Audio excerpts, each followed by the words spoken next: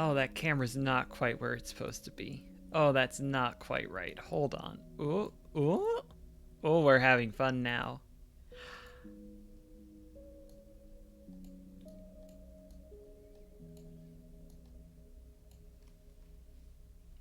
Slide this a bit. Yeah. Is that anything? I hope that's something. Hello? Hello and welcome back to Citizen Sleeper. The Sleeper is a citizen? Hopefully. See if anyone's here. See if anyone's in the chat.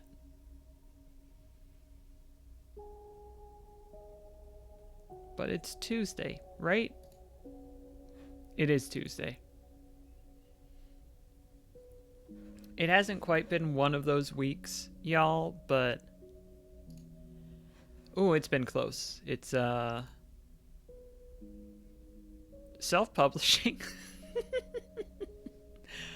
Self-publishing is a heck of a thing. Many hoops to jump through. And none of them are fun.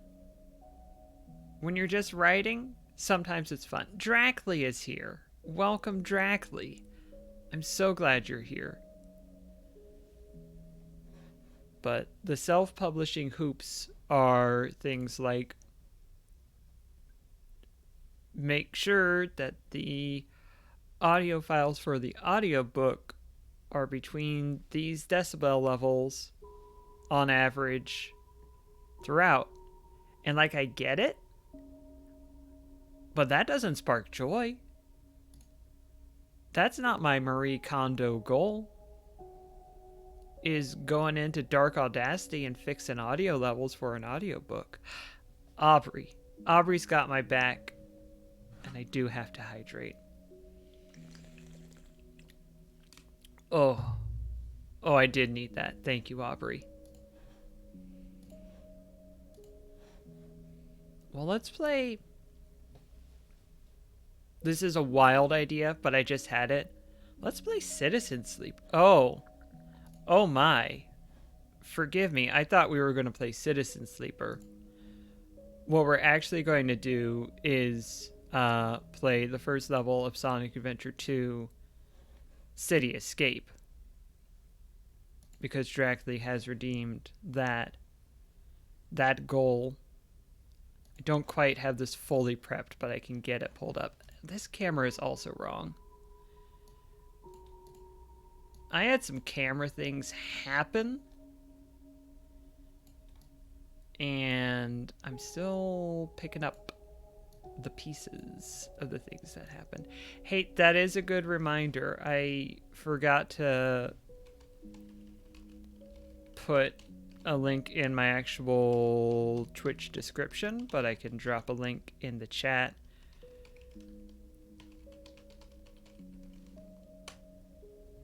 Let me double check that link works. Yeah!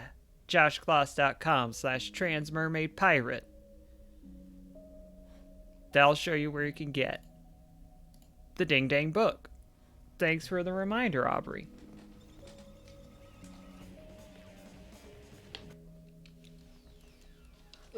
Got it. It's fine. Everything is fine. Nothing is broken. Nothing is ruined.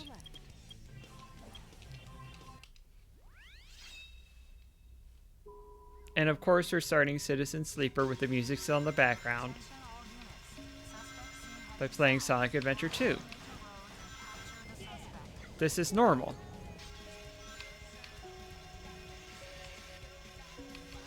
Yeah, Sonic's running posture leaves much to be desired, especially in the cutscenes. But it works, you know? Can't say it doesn't work.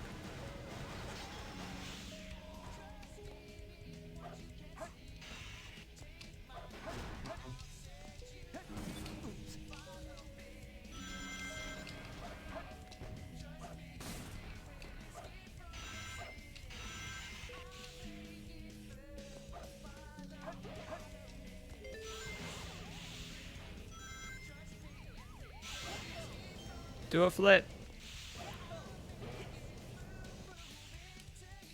I think the cars are made of indestructible cardboard. And I think I need to bring the animals into Chow Garden, and all the animals will be happy. That's the rumor that I've heard.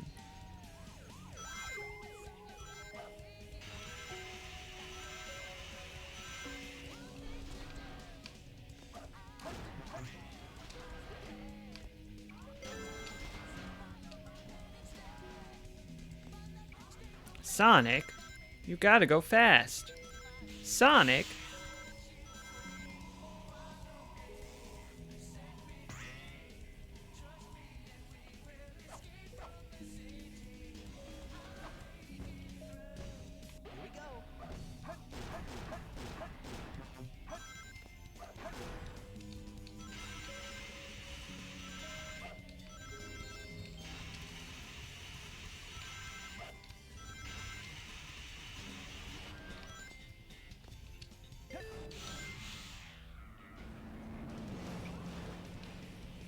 Oh, bad.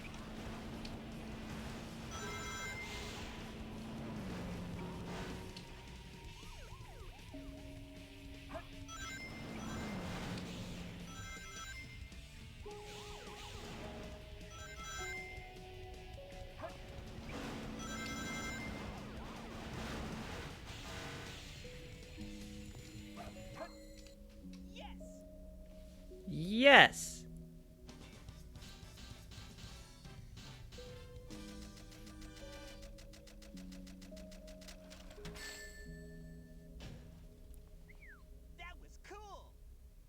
That was cool.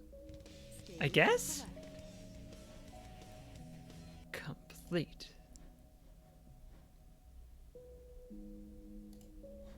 Switch the scene back. Yeah! We did it. We escaped from the city. And now we're actually gonna start Citizen Sleeper. Imagine. In this day and age. I believe it's the first one. 666. Incredible.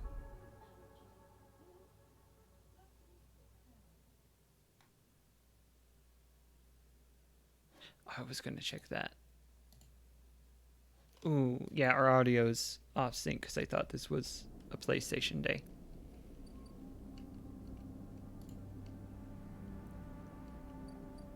Audio should be in sync now. Maybe.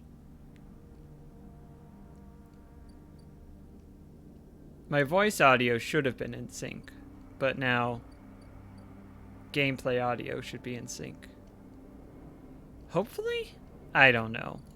Technology is a mystery and nobody actually understands most of it.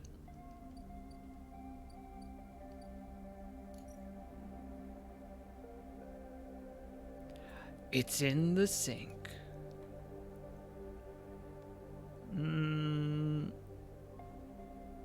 Yeah, let's work in the commune and get some food for it. We got some food for working in the commune, so our energy's back up. What were we doing? We want to build a ship mine for our pal. I've forgotten her name. The mercenary.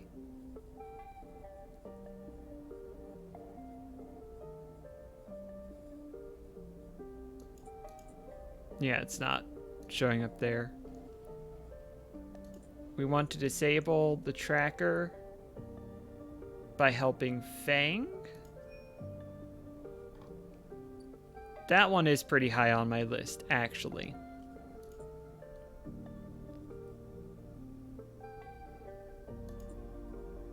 Ankita, that's her name.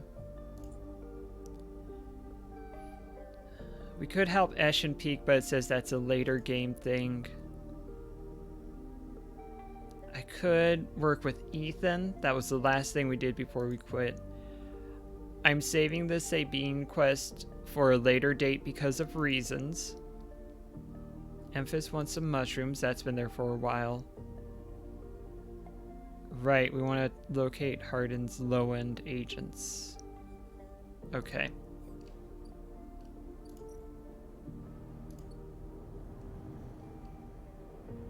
And low-end... Is low-end around here? I should know these things, but... Po Buddy's nerfed.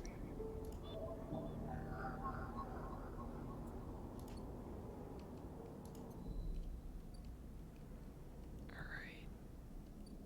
Empty container, dock. Oh, that's right. That was running deliveries for Mingy.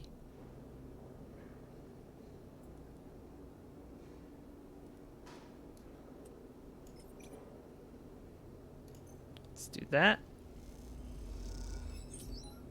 Yeah, let's finish this one up. Let's spend that 6 and finish this one up. Sleeper.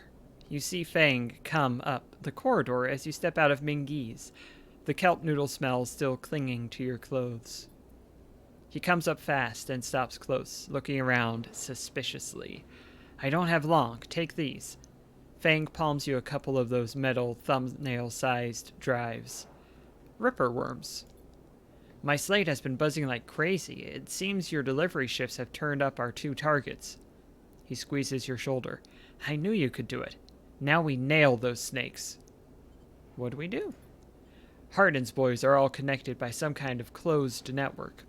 You break the access protocols on both of them, you should be able to gain the location of the nearest network ports.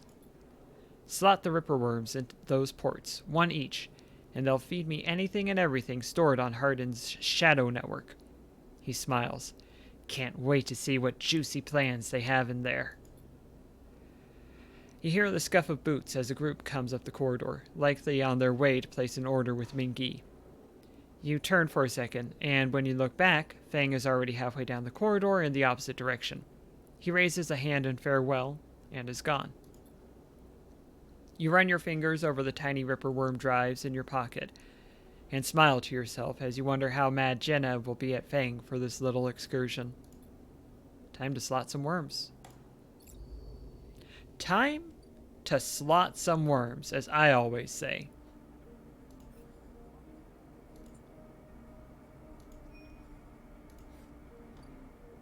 I think I need to be in this mode? Yeah. Ooh.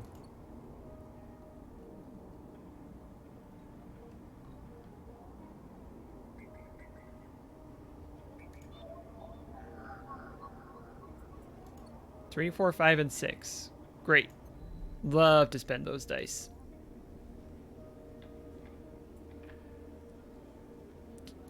It is risky. Nah, I'm not going to risk that.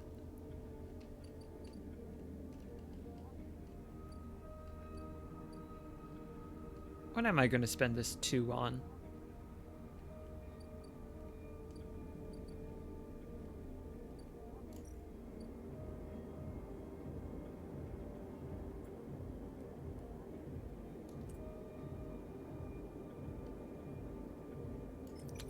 Fine, Ethan.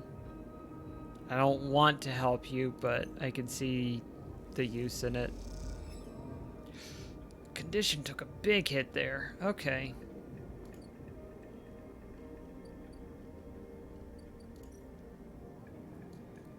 Let's use a stabilizer.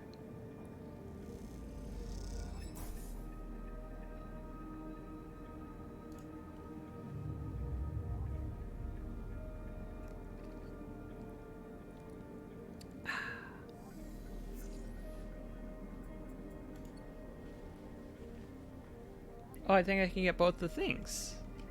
I think that I can get both of the things. 1 needs a 3. Oh, I do need to hydrate. What I just did was sort of hydration and sort of putting caffeine in my system. Which, at best, I think evens out.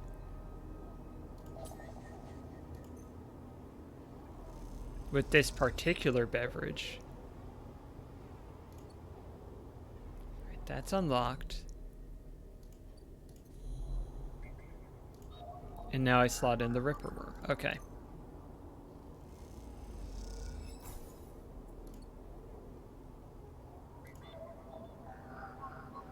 And the 4...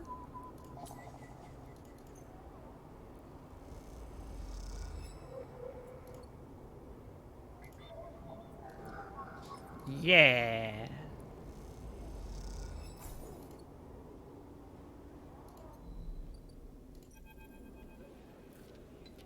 As you walk into the tambour, you quickly spot Fang, arguing with Jenna. Let's see what they're talking about. Keep your distance. It doesn't look good. Fang seems to be explaining something, but Jenna is having none of it. She points to the door and Fang walks away, catching your eye as he turns. Could have done with you getting here a minute or so ago. He glances back at Jenna. Well, either way, it looks like I'm fired. Good news is that it doesn't look like I need the job anyway. He takes his slate, pulsing with pale light. Now, let's take a look at what you are really here for. The slate is a whirring mess of code streams, coming direct from the Whippleworms, as they dig through the agent's data and spin it into threads for the slate to pick up. Anything good? Fang scrolls the display with a finger. A lot of junk, a lot of dull and as hell message threads, a lot of tedious data caches, but... Fang's eyes flash. Definitely some good stuff. He stops the screen scrolling on an entry and expands it. Check this out. Fang shows you the screen. You see a bold corporate logo, not Solheim's, and a word below. Conway, Fang says. He's working with Conway. Oh yeah, Conway Extractions, right? Fang nods. He's been speaking with them personally. Got a whole chain of messages here, but it's mostly encrypted or redacted. He rubs his head. Damn it, this is juicy, but we can't nail him with it. He scrolls some more. Wait, what's this? A wasteland reclamation facility. Right here on the eye. He glances at you. What's the bet this place is tucked into the wastes? The wastes? It's the section of the eye Erland couldn't reclaim. Was too damaged, too cut off. Back before the collapse, people would have gotten there by going down the connected spoke from the hub. But that spoke's broken now, so the only way is the long way. Round the rim past the green way. He shows you on his slate. Fang looks away, thinking. Conway have been making moves on this system since the collapse. I heard they took over one of Solheim's old belt colonies a while ago. Moved everyone out and reclaimed the old rock. The whole old rock. What's their angle? Hardin has to be offering them something. Fang looks back at the screen. But if Hardin is involved in it, then we need to check it out. Simple as that. So what's next? Fang stares out into the middle distance. We have to get to that facility.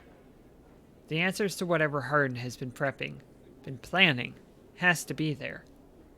And we are going to catch him in the act. Give me 5, maybe 6 cycles, and then I'll see you on the Greenway. I seem to remember there being some old service docks on the outer shell, up by the Haifa building. Should be a good place to meet. Fang squeezes your shoulder. Thanks again, Sleeper, for sticking with this. I haven't forgotten about that tracker of yours either, but I'm going to need to be back in my bay to pull a solution together. He turns the slate around to face you, showing a mass of scrolling code. I've been working on a fix in my brakes. He winks. Fang grins. See you soon, Sleeper. And he walks out the door of the tambour without looking back. Upgrade point.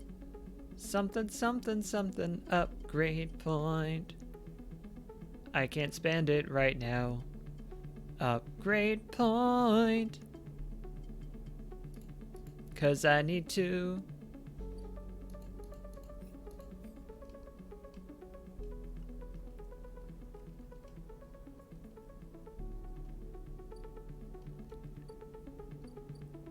Alright. We need a little cash.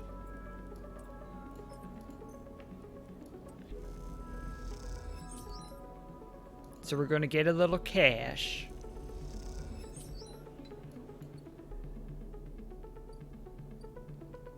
See if there's anything we can pick up with a 1 from hacking. It's a 2 or 3. That's a 2 or 3. That's a 1 or 3.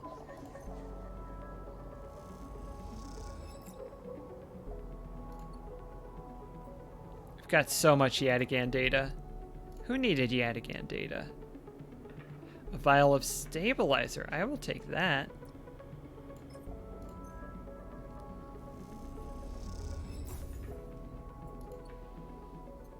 Love to get some stabilizer. I don't need it right now, but I will in the future.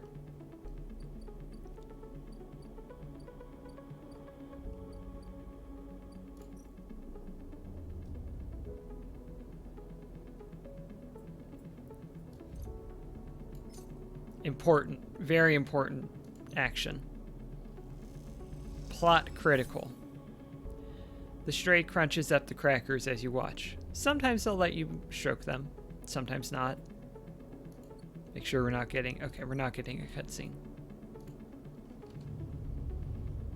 You've got to feed that cat.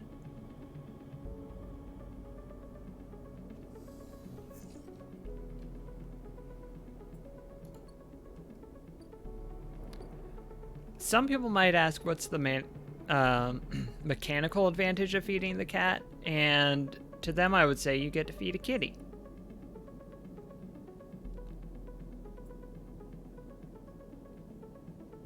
I could buy some scrap and hope I get a ship mine fragment. I think I'm going to say no to that.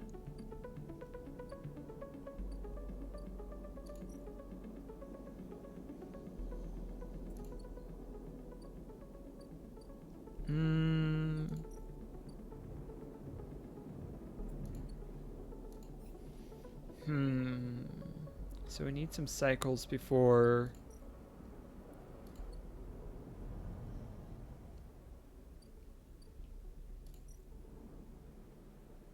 Yeah, thing's gonna be another 5 cycles. We could keep exploring the Greenway. Dwing, dwing, dwing.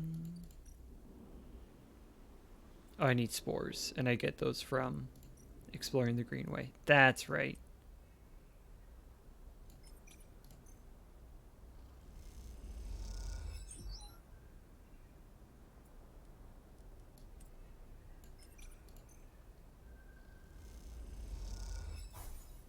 Neutral. Okay, we need 1 more. Let's spend the 2 here, because they'll be the same as the 3.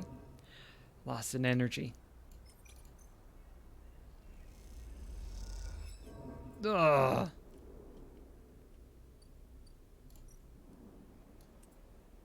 I could probably do this more efficiently, but this is easy.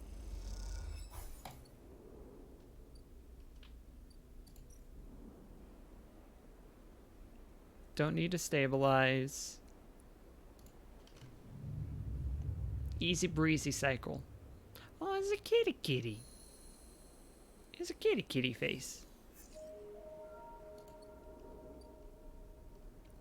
6, 5, 4, 3, 1.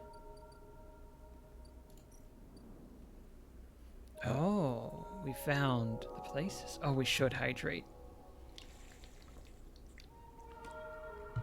Thank you for that kind reminder. Farm stacks. Steal the harvest? Oh no.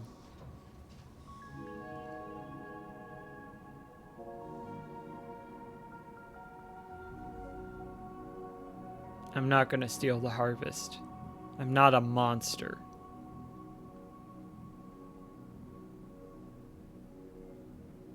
On the other hand, I don't particularly want to work the stacks right now. The mushroom groves could be useful, but I want to finish exploring the Greenway. So I'm going to do that one.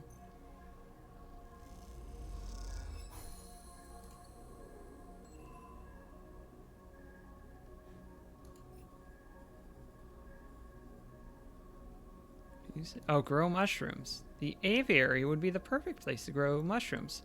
With some work, that is. I see. So this is going to be a place where I can pour in the dice I don't want anymore because it's a safe task. Which means the consequences of failure are essentially none.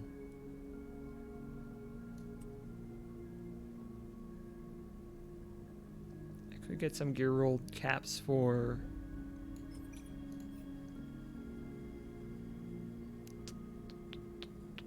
There's a name. There's a name.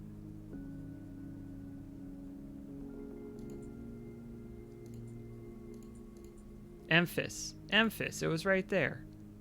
But I'm going to focus on the spores right now. The beautiful spores.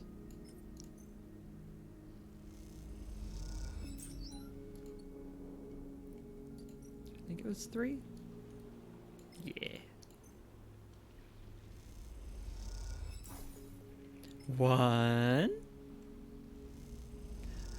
1. 1.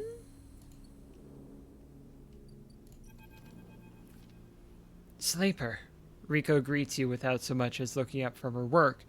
I have some of yours here. Come see. She beckons you over to a heavyweight-looking console, wired to a series of specimen jars, some of which contain your spores. What does it say? The spores you have here are a real cocktail, a selection of types from within the groves. But I've been able to isolate a few. She taps one of the specimen jars. Here we have Tricoloma matsutake. Rico breezes through the Latin and Japanese pronunciation as if it was nothing. A species, Solheim, somewhat modified for use on the station. She brings up a panel on her console showing a chemical composition, all gradiented bars and obtuse acronyms. This is the composition of the Solheim modified Matsutake spores. Modified? Yes, every species on the eye is a tweaked variant of Solheim's, of course, but that's not the point. Rico brings up another panel, identical in layout, but with wildly different colors and numbers. And you see, this is what your Matsutake spores look like. They aren't the same? That's the conclusion, yes. Rico glances at the specimen jar as if it might have something to add. They are fundamentally the same spores, but they carry different chemicals, different signals. She leans back and sighs. Solheim might have introduced their own tweaked versions in the beginning, but the groves have, and still are, affecting them. Do they still grow? Exactly, she smiles, what I wondered. She moves to another desk where 2 trays sit side by side. The first contains nothing but plant mulch. The second you smell before you even look at it, the pungent aroma of the fruiting matsutake like rotting, sodden overalls, laced with an edge of spice. The matsutake here are grown from Solheim stalks, pulled from a spore vault in this complex. She winks. They are delicious, by the way. She sets them aside. The empty tray is germinated with the spores you collected. No activity, no germination. Nothing. But the groves are full. Yes, they are. Rico looks at you directly, and you suddenly realize how much she is enjoying this. So here is our puzzle, Sleeper. Spores from the groves won't grow in the lab. But gathering fruiting bodies from the groves is too unpredictable. We need to grow a fruiting body from some of these spores, so we can track it, understand it. In short, I need you to become my mushroom farmer. That's not technically true, actually already started, so I'm just going to say, Look, I'm guessing, uneducated guess, This is that the closer these spores are to the groves, the better they will germinate. There's an old dome, the aviary, which sits directly above the groves' vent cores. With a bit of work, it'd make the perfect place to germinate the spores. Rico glances around at the meager lab with its improvised equipment. Look, I'd do it myself, but she waves a crutch. My farming days are over. Bring me whatever grows, not just Matsutake. There's more than a couple of variants in there, so I'll need plenty of samples. She plucks a Matsutake cap from the tray. These little things are reflections of their conditions. Their smell, their taste, their chemistry. It all derives from the conditions of their growth. She smells the cap. Enough of these and we'll have a picture of what is happening here, of the ways in which this biosphere is modifying itself, or being modified, whichever the case may be. Rico pops the Matsutake cap in her mouth, taking you by surprise. And don't worry, Sleeper, she says while softly chewing. If this turns out to be a dead end, I'll make sure that not a single mushroom will go to waste. That was my primary concern. I guess? Maybe? That's fine. Yum yum mushroom. Yeah. Yeah! So that's going to be a total of 12. We've got 4 done. Oh no, I forgot to eat. We're going to have to pop on down and get some food.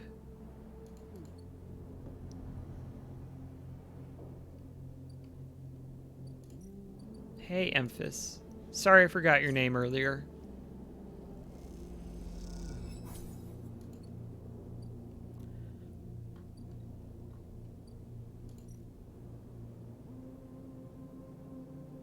I could stabilize, but 4 dice is still pretty good.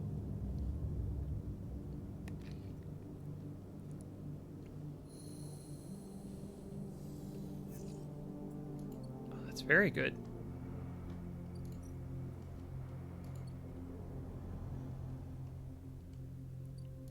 Can I drop off these beautiful spores? No. Do I just have spores forever now? Maybe.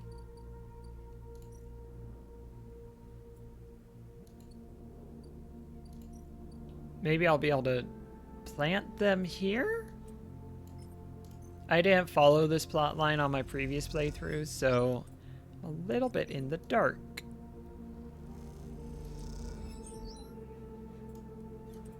We'll learn together. Forever spores. Yeah, I do need to plant them.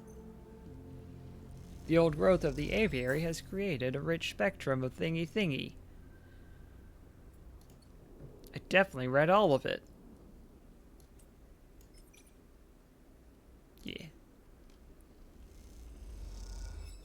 Oh dear. Oh dear. Need to go eat food. I'm gonna try buying food from the farms. I don't know how much energy I'll get.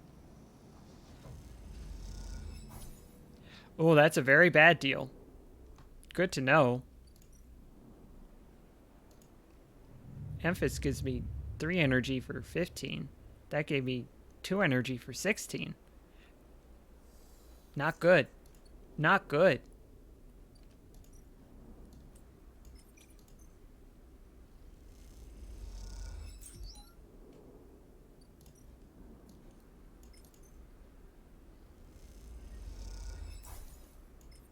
They like making them one at a time over here. Oh, a hydrate.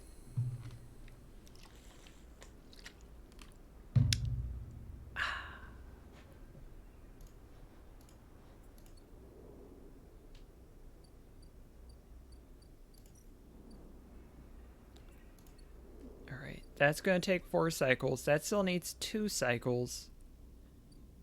Got a little spare time.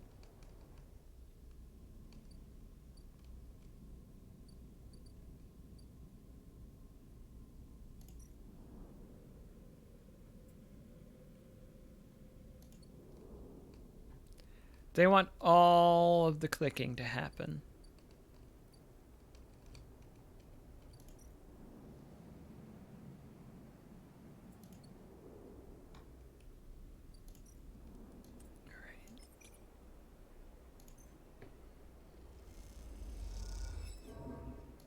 Get some energy from working there. Oh, I know what I can do.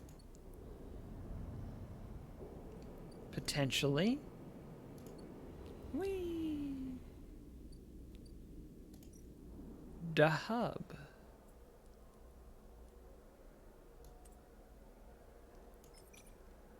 Let's look at some manifests.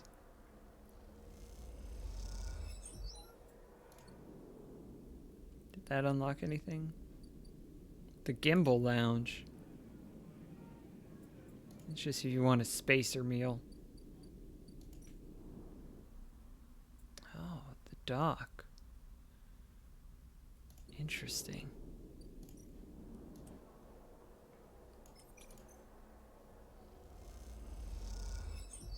Okay.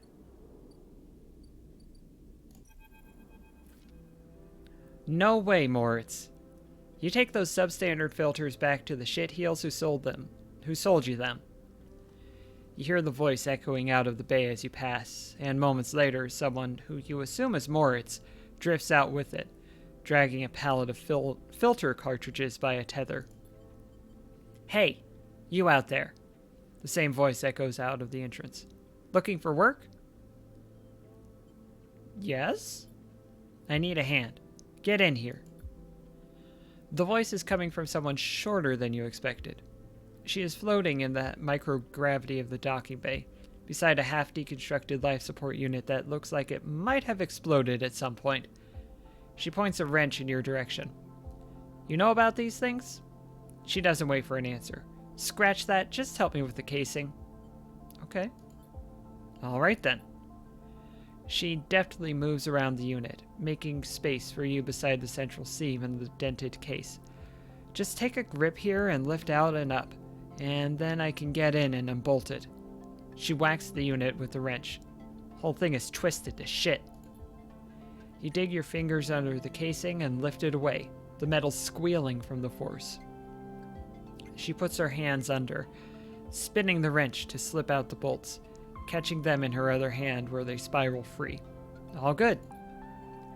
The casing lifts off, revealing the ornate piping of the unit's interior. She whistles at the mess of ducts and filters. By the way, everyone calls me Bliss. She pats you on the shoulder, offering little in the way of explanation. Is this your bay? It is for now, yeah. Whether I like it or not. She looks at you like that should mean something. Bliss starts pushing and pulling at the ductwork, looking for fractured pipes. We haggle for contracts, but the good ones get snapped up quick by the bigger bays. So here I am, trying to get this M2 unit running again for one of the freelance tugs. Small-time stuff. Hold this. She rips out a ribbed pipe and hands it to you like a freshly caught fish. We turn stuff around fast and neat, and maybe we get a chance at landing something bigger. Something starts hissing in the unit, and Bliss quietens it with a precise whack. But to be honest with you, the way things are going, I can already see the other crews licking their lips, ready to take this place over. She looks up at you. I'm almost out of luck. What happened? Long story. Some people just can't keep promises. She keeps working, twisting aside pipes with care. There we are. Bliss pulls her hand from deep inside the unit, and out it comes, clutching a lumpen cube, scorched black. This thing must have overloaded and popped half of itself out the side. You both duck down to the side of the unit to spot the exit wound, its edges fringed with more scorch marks. Grab me a replacement converter from the racks, will you? Where is it? Bliss is already elbow deep in the unit again. You'll see it. She waves you away. You kick off from the unit and drift over to the wall racks, where a catalog of parts sits secured in clamps. Colored tape and scrawled notes flutter across the wall, a complex organizational system of Bliss's own design. Or just a big mess. You try to pick out the right part. Do we remember? Do we remember if it's a PC, an M2, or an F4? Ah, it's a memory challenge. We scroll back up a bit. Do do do do. M2.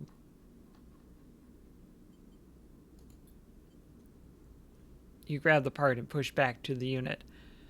Bliss holds out an arm as you pass it over, the converter spinning gently as it leaves your hand. Perfect. You passed. She straightens up from the unit. That is if you want to work here. Bliss rubs her hands clean, looking down at her palms. Truth is, I need a hand here. My partner skipped out on me and left me with a whole mess. You seem like you might at least be better at spotting a clean air filter than Moritz. I'd be happy to. Wait, she frowns at the racks. That's not all of it. My old business partner, they rinsed the place, emptied the accounts. To bid for jobs, we need to put down deposits, bring in parts, pay tug fees. For that, she looks nervous, embarrassed. We need chits. An investment? Exactly. Partners. Straight split. Does it have to be straight? Ugh. Bliss settles herself against the unit and looks off into the distance. I guess I look pretty stupid. Here I am, asking any random passerby to be my business partner. No offense, she manages a smile. It is pretty weird. She gives you a sideways look. Don't tease me. Bliss goes back to working on the unit. Look, it's no pressure. You find the money, or you find someone who has, or you just forget the whole thing. Up to you. She gestures for you to help her refit the casing, and you both slot it back into place. I think I'm good to wrap this one up for now. But if you are into it, come back and we can get a bid on a new contract. Something to get our teeth into. Something that pays. She gives you a serious look. You can trust me. I don't say this stuff lightly. You kick back away from the bay, propelling yourself against... Let me take that one again. You kick back away from the bay, propelling yourself back to the handholds at the entrance. You slip out with a wave, and as you do, someone slips back in. You hear Bliss as you glide down the passageway. Moritz, I swear to God, if those filters aren't clean... You smile. Seems like this could be interesting. Whoa. Whoa. Oh, after all that spinning, I've got to hydrate. Ugh. Find my equilibrium again.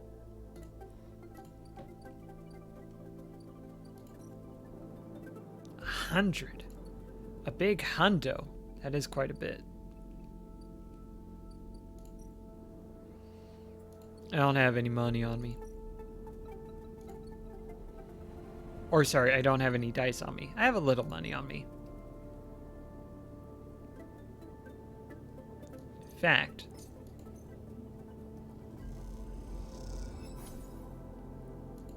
enough money to feed the cat. We do have a new friend.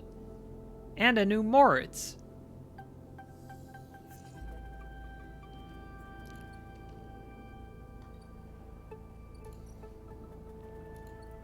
I think we have one more cycle. Yeah. Alright, we need cash, and I know where we can get cash. Gambling!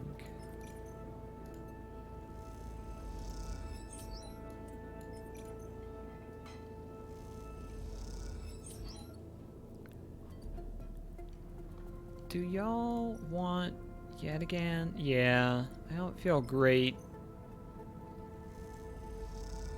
working with them, but I'll take the money.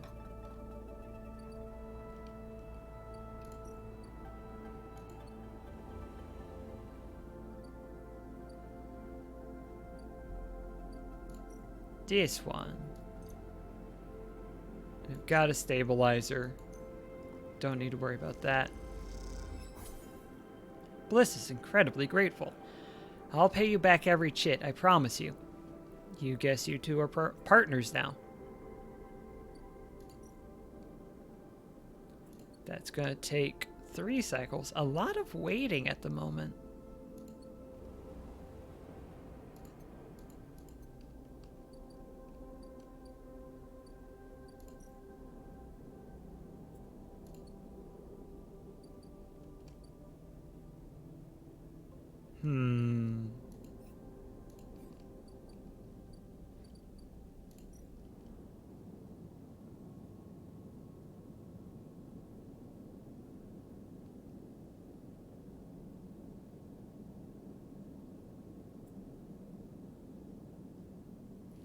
Interesting.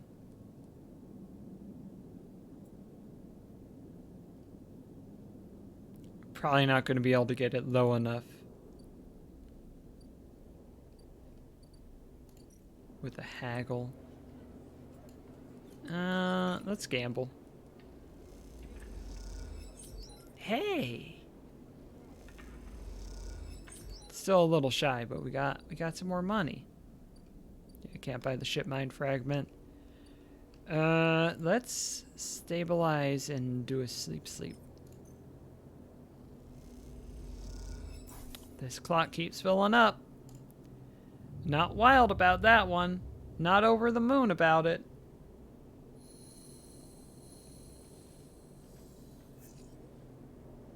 Oh, those are not my favorite dice. I've seen dice that I like more than those, if I may be honest.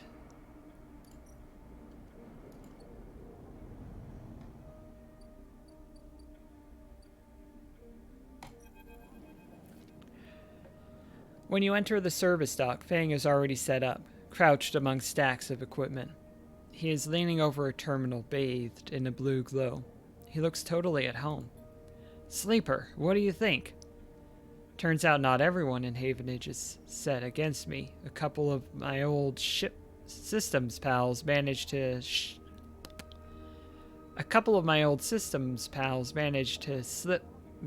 ship me my old gear.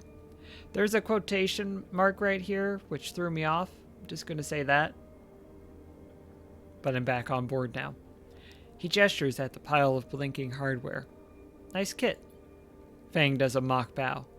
Any updates? Fang beckons you over. He has a set of scans of the wastes on his terminal, with heat maps of activity overlaid. A chunk of the derelict rim is blotchy with bright red and orange marks. Does this look like a wasteland to you? Fang shakes his head. There's hundreds of Conway machines out there, all lined up in concealed hangars, and a whole underground facility to support them. Hardin has got a crew out there putting them together. They must have shipped them in piece by piece through the shipyard, ready for assembly out here. Why?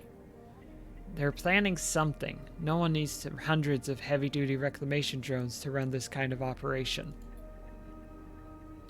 Maybe Hardin masked this whole thing as an effort to clean up the wastes, but there's no way this is about pulling scrap off the eye.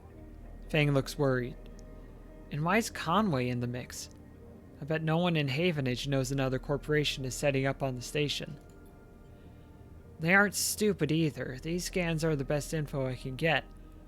The wastes are cut off from the eye's cloud of networks, and the Greenway is a total dark zone. No data can come in or out. I can try. No use. You need to enter the cloud, and there's no cloud to speak of. He turns and winks. That's why I'm going to pay them a visit. How? You forget. Havenage come in and out of there all cycle, and I should be able to get in. As long as no one I know sees me. He grimaces playfully. But I need you on the outside to help disable security systems and cut me a pathway through. There's no cloud access, but if I can get inside, I can open up nodes in their network, and we can work in tandem. It's a massive facility, buried deep down there. Miles of corridor and ventways wrapped around cargo bays and hangars. So it'll take more than a few cycles to work through it. But as long as you can keep them off my back, I know I can rip what we need out of there. He pulls a handful of ripper worms from his pockets and hands them to you. These are the last of my little helpers I managed to salvage, so make them count. I modified them slightly. This time they'll feed their data threads back into the system that they are tunneling into, creating a nasty little feedback loop. We run it just like we did with the agents. Hack the nodes I pinged to locate the ports for the security system, then slot the worms in those systems and let them go to town. He points to a fuzzy silhouette of the buried facility on the terminal. Here's the entryway. This is where you can get access and slot the first worm. That'll fry their perimeter systems and get me past the first cordon. What I need from you is to keep your eyes on the facility after you kick things off. You see my pop-up on a security system, a server bank? You need to break in and slot a ripper to disable it as soon as I can. If I can't? Fang gives you a hard look. You miss a system, you wait too long, they are going to find me.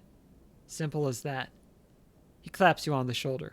I need you focused on this one, so I'm going to let you fire the starting gun. I won't go until you slot that first worm. I'll leave a tracker running on the terminal here, so come back here if you want to see my progress. He affectionately pats the top of the screen. Sounds risky. Risky?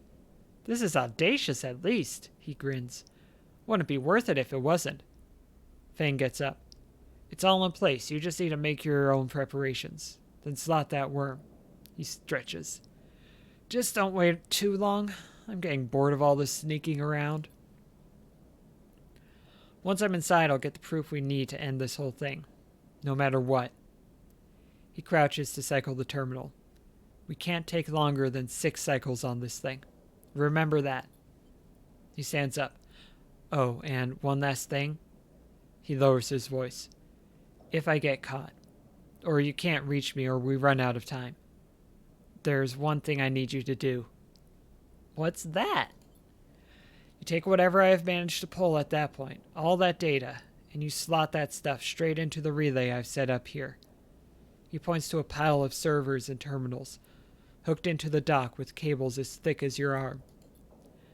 I repurposed the dock's SOS broadcast system to beam out whatever you put in it. Anyone with a terminal, a slate, or a server on the eye will see it. That means Havenage, Yatagan, the hub, everyone.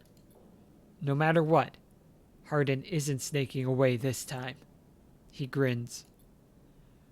I've got a bit more to do here, but the moment you slot that first worm, I'll make my move. He gives you a parting smile and turns back to the terminal. The nerves hit as you make your way out the service dock. Time to prepare yourself.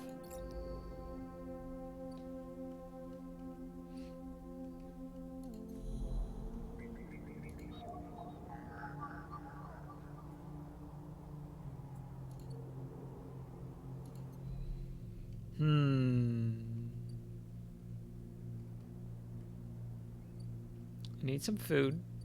I think this is probably my best food getting exercise. Need 2 more on that.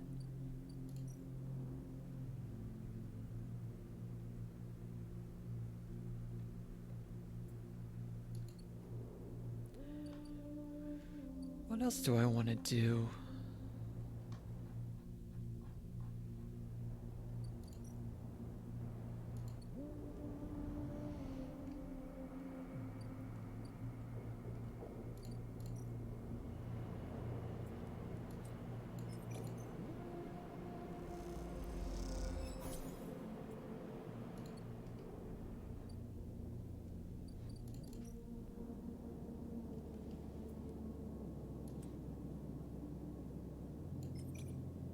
See how unloading goes. Lost a condition.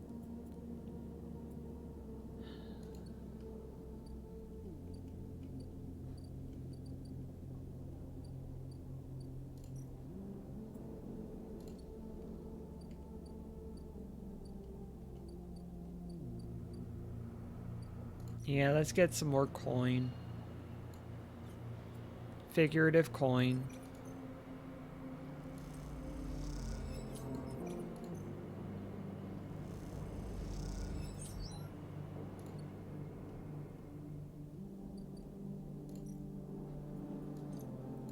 that stabilizer.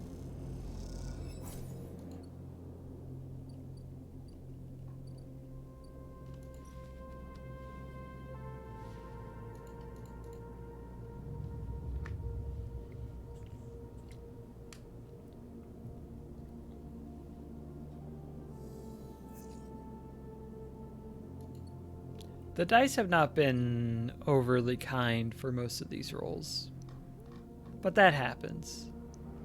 There was a stretch a few sessions back, maybe it was last session. I was getting all the good rolls all day, every day. So, I'm not complaining too much.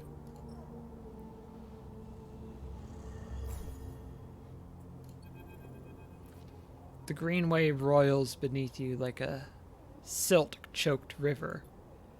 If what Navigator said was true, then no one has accessed these networks since the collapse. The hunter and killer protocols have never set foot here, never cleared out the intelligences and systems. So why then, you wonder, does it look so dark? Is it just that the bit rot has set in, the entropy of systems reducing everything to shadows and light? You watch as the slotted cipher fizzles in the one open, distorted gateway on this entire rim of the station. It flickers and winks out, and then you are falling into the flow. A river of swirling darkness. You are spun by it, twisted by it, lost in it. It's not that the Greenway was hiding in this darkness. It is made of darkness. It is filled by this substance, this process, this swarm. Now you are among it. You notice that a swarm is exactly what it is. 1 billion individuals moving in a flow. There is no network map here, no nodes and threads, only a storm of interchangeable points, shifting configuration endlessly. You see them, a figure turned away, the one bright spot in the dark river. You push closer through the storm. They are facing away, at least you think so. They are so fractured, so overgrown that it is hard to tell. Even from this distance, you can see their flesh is moving, growing. You watch, silent, as they stoop and reach down. In their hand is a dark shape, and with twisted fingers they press it down into the loam of data beneath them, pushing it through this trembling soil. Then they move away, go a little further, and repeat the process as if they were sowing a field. You push forward, but somehow, despite their slow and deliberate speed, they move faster, and they quickly fade into the storm. You reach the point where they planted the object and look down. There it is, a glassy, shifting polygon with something inside. You reach down and pick it up. It is cold, but it thrums with energy. You look towards the path of the figure, but they are long gone. When you blink out of the cloud, back to the leaves and the dappled light of the Greenway, you hold a seed in your hand.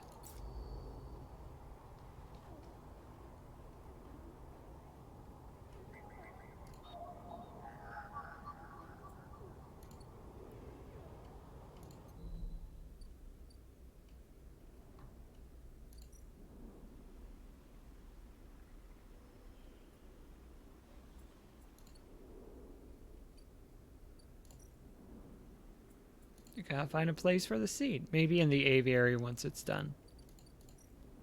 I need to do the...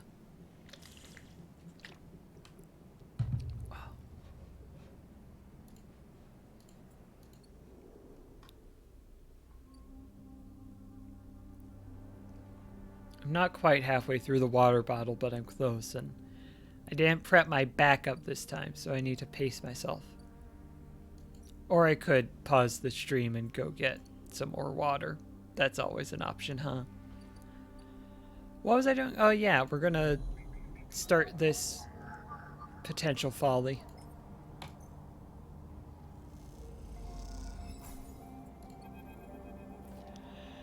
As you slot the worm, a thread jumps up out of the facility. It unspools in front of you, releasing its data like ink and water. Sleeper. Fang's voice crackles through. Moving in. Nodes, then ports. A whir of interference. Slot the worms. Timer starts now. Stay safe. The thread dissipates. You are on your own now. Oh, I've got one. Okay.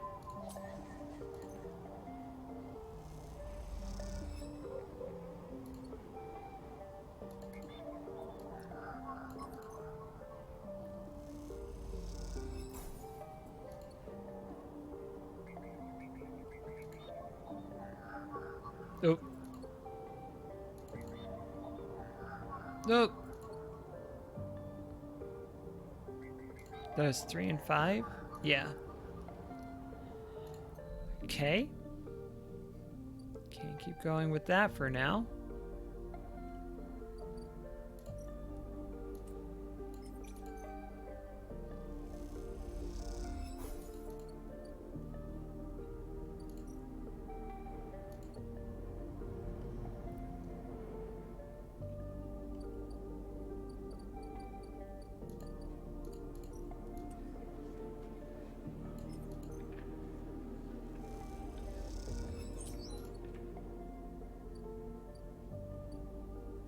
So long as we stay stabilized, we should be okay.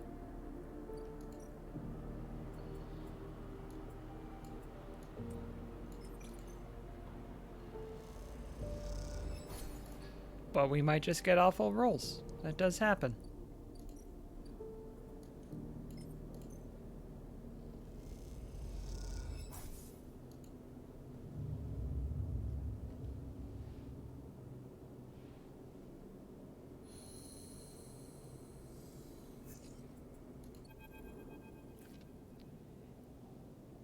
Hey, a quiet voice greets you as you leave. Sleeper, it's me. Do I know you? Moritz, he pauses. I work for Bliss? He rubs the back of his head. You are not an easy person to find. I don't really have an address. Moritz holds up his hands. Hey, no judgment. It's cool. You both stand there for a moment, each waiting for the other to speak. So... yeah, well, Bliss needs you. A job just came in, a real big one. She's asking for you to come up and help her out. He nods sagely. Okay, soon. Soon, he repeats it back to himself. Look, Bliss said I've got to get you right now, so, you know, he shrugs. Now is better than soon. Moritz stands there for a little while, unsure if the message is delivered. I got it. Cool. He looks around. Bliss just liked me to do a thorough job, you know? He rubs his hands together before burying them in his jacket pockets. See you, Sleeper. Moritz ambles off down the corridor, kicking a filter cap on his way out. Time to head to Bliss's Bay then.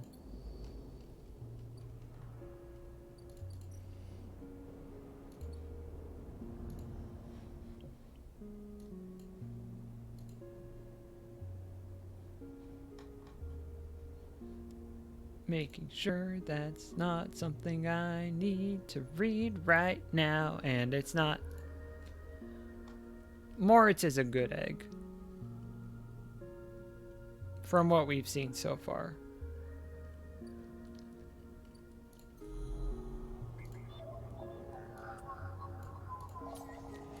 I hate to spend 4s and 5s on these, but gotta keep it moving.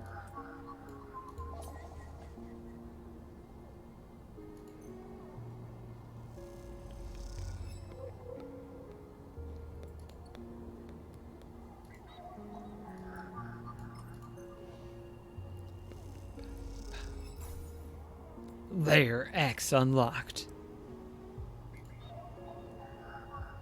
6 and 5, I like those.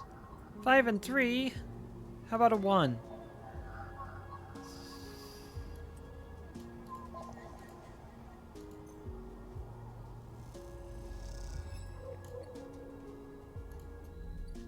So now I've got 2 1s left.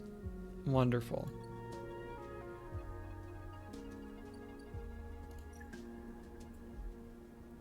I've got a pretty good amount of time left, but still, I don't love that tight of a window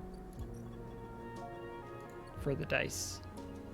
I don't like that they're the ones I like to use. Oh, we've only got 3.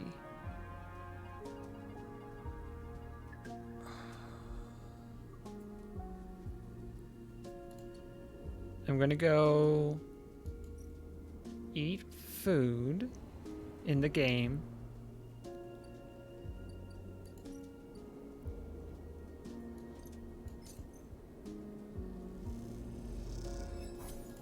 Gets me up to 3.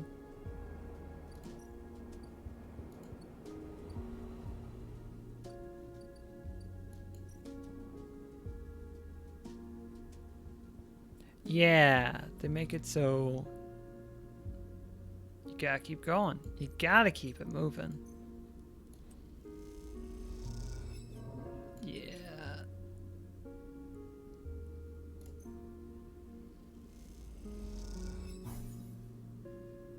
Got a neutral. I will take a neutral.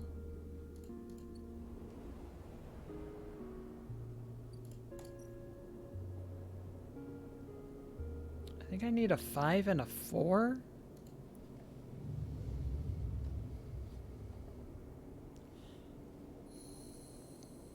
Or a 6. I could use a 6, but I would love to keep the 6 for other things. That might do it. That might do it.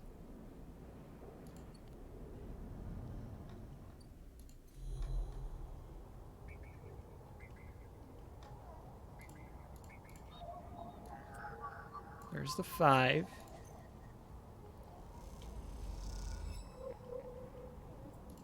I can photosynthesize. It's usually not the best use of my time, but I can do it.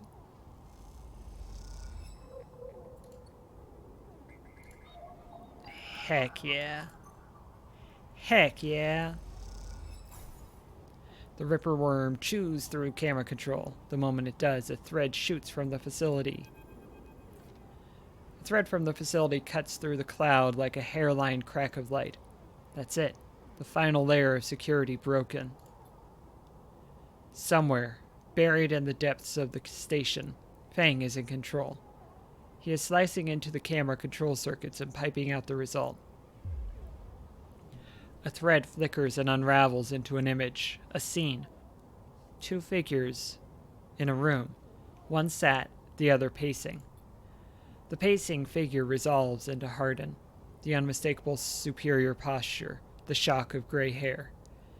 The second figure's features don't seem to resolve. They are vague, unformed. A problem with the data, perhaps?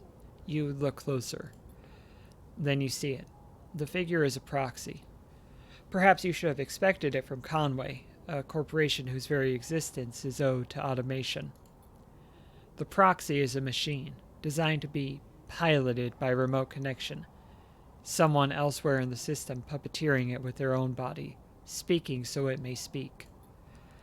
The proxy sits impassively, or the Conway executive that is piloting them does, from the distant safety of some ship or orbital colony, perhaps. We can move forward, there is no doubt, Hardin is saying. The reclamation teams are almost ready, and after that I will make the declaration. Nothing has to change. The proxy leans forward, its movement stilted, uneven, as if its body was being refracted through water. But things must change, Hardin. We need further assurances. I have been informed of a breach in one of the closed networks in the low end. You have been careless. Hardin waves the accusation away. We have been stretched. A breach was detected, yes, but no data of value was lost. Our board is concerned, Hardin. A drop in our value would be most unwelcome at this time. The proxy leans back, its posture dominant. If the reclamation of AE-1 is contested, then we could be drawn into a compromising legal position. Hardin approaches the proxy. There will be no contest. Not from Solheim, who cannot muster a defense. Not from Havenage, who will fall into line below me. Oh, photosynthesize. I get it. French class. No, that's something else. He crouches in front of the seated figure, eye to eye. And the people of this station? Refugees, gangs, spacers, all either opportunists or degenerates. You're also one of the people of this station. Havenage is no longer strong, no longer united. No one here believes in Erlin's vision, nor has the strength to enact it. I sat across from him at the negotiating table. He was forceful, eager, weakened by his ideological convictions perhaps, but a great man nonetheless. This place no longer deserves to bear his name. The eye is crippled, it cannot survive. It is a ruin filled with squatters and outlaws. They will be lucky if it still spins in 100 cycles. Harlan stands. You will move forward with the reclamation, because otherwise you will lose your advantage in the system. Without your advantage, you will lose claims on the remaining palladium. Without the palladium, your factories will go dark. He pauses. Do I need to continue? One moment, comes the response from the proxy, and its head drops to its chest. Hardin steps back and paces once more, awaiting the discussion taking place elsewhere in the system. You watch Hardin as he paces, as he considers his future. What goes on within a mind like that? In the mind of man, who would burn all those around him for a path to some imagined golden end? The proxy lifts its head. We are happy to proceed. We will legally claim the station formerly known as Solheim AE1 as salvage within 6 cycles. Havenage is to assist with the transport of the illegal residents to Conway housing and labor facilities. The proxy judders to its feet. Conway will also claim 70% of the raw output of the reclamation process after losses have been accounted for. Harlan nods. I accept. The proxy reaches out to shake his hand like a marionette. And then the recording loops. You watch it play out a second time, gripped by a horrified fascination. There is a bluntness to the conversation, to its blatant disregard for humans as anything other than objects. Things to be moved, to be used, to be fed into structures, crushed, and losses accounted for in cells of tables, the margins of ledgers. You realize now that you are no different than anyone else on his station, in the eyes of the people in this room, and those like them. Each body here can be recast as a piece of property, a tool, an expense, an acceptable loss. In one moment, they can be named a citizen, celebrated, protected, and in another, the very idea of citizenship can be used against them. This is what it means to live in proximity to a system like this. Not longer. No longer. Not while the eye spins. You gather the recording, pack it into a polygon of purest light. Then you drift down into the service dock like a falling leaf and find the relay. It only takes a second to place that polygon of data, that recording, into the relay system Fang prepared. And then you watch as it bursts out, a web of threads, heading out into the black to every networked device on the eye. Let them see what power makes of a man.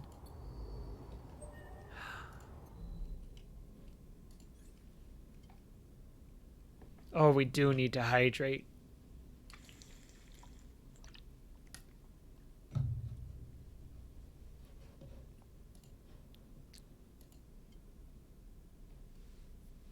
I don't know what I did to wear out the voice, but as soon as I started today, it's not painful, it's like tired.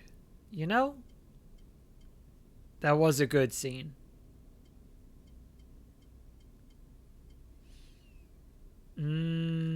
We're gonna make it so that we can re-roll dice once per cycle.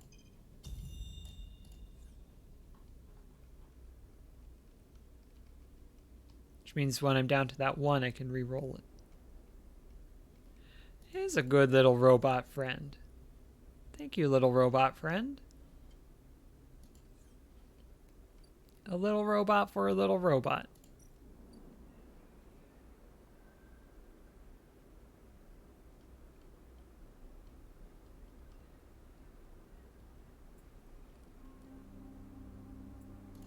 Oh, I do want to focus on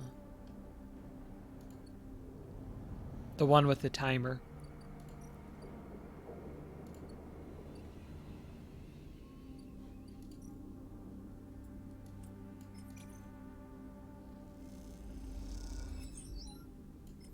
Sealing up the leaks. Reroll a 1 and get a 1.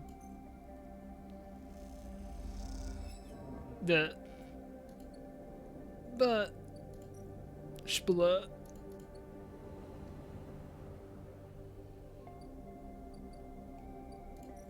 Hey, Emphis.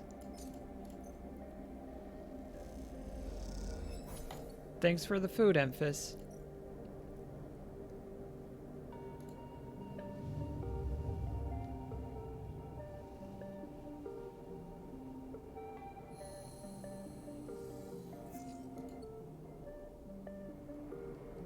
Not the best dice, but we can work with them.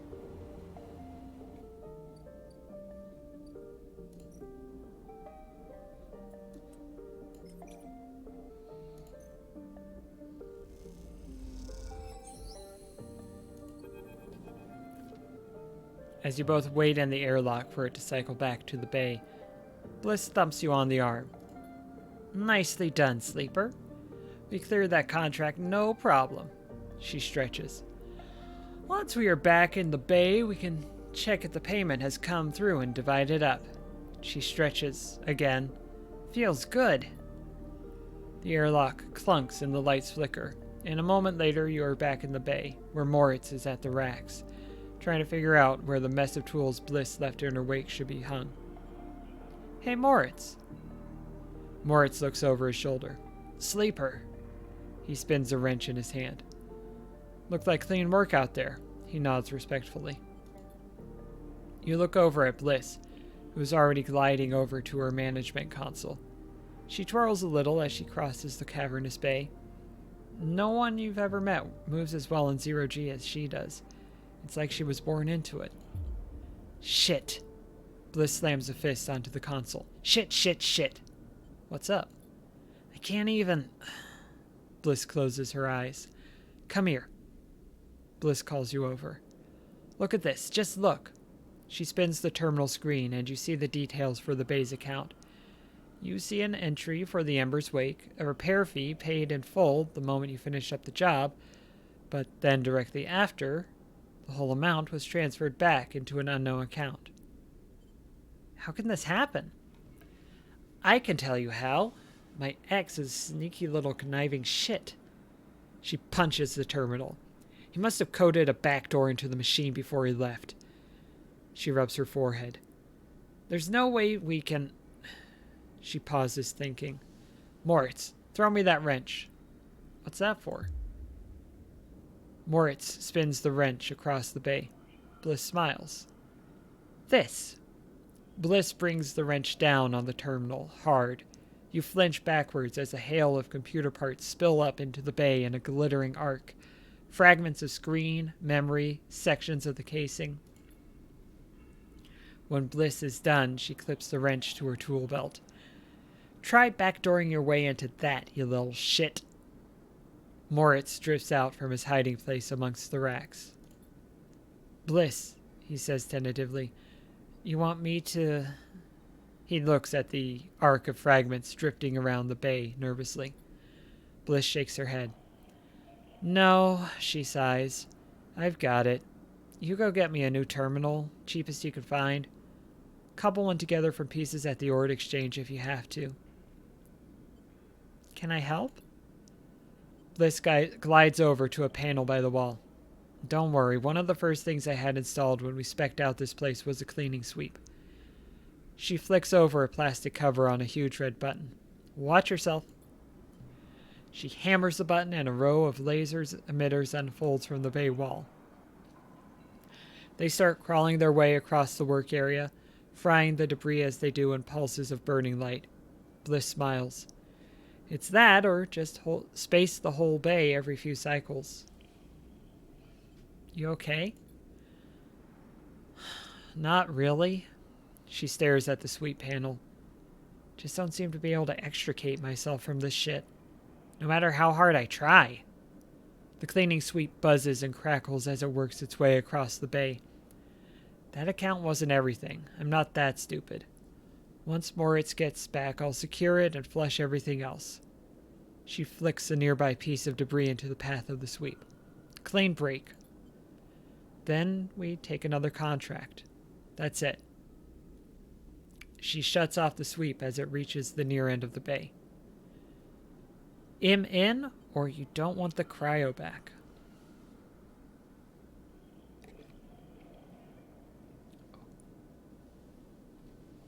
In.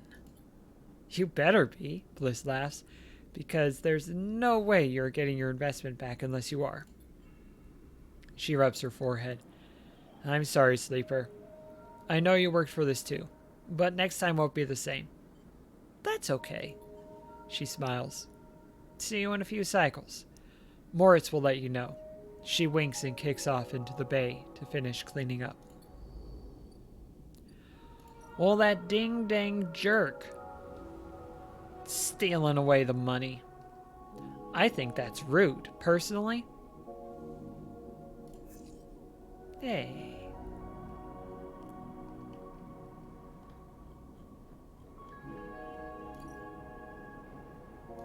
Let's go do some farming.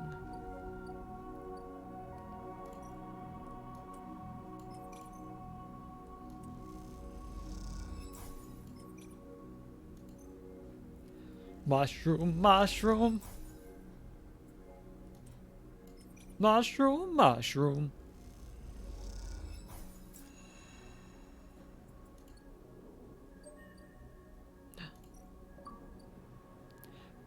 I put those sampling and collecting skills to good use and got an achievement. I have a single sample of Matsutake.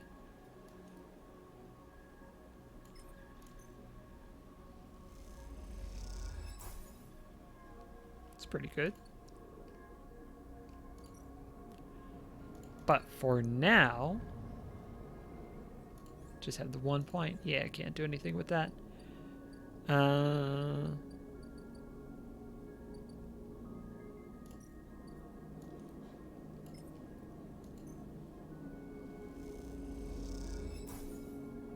Emphas eagerly takes the bright yellow Girol caps. He seems pleased with them.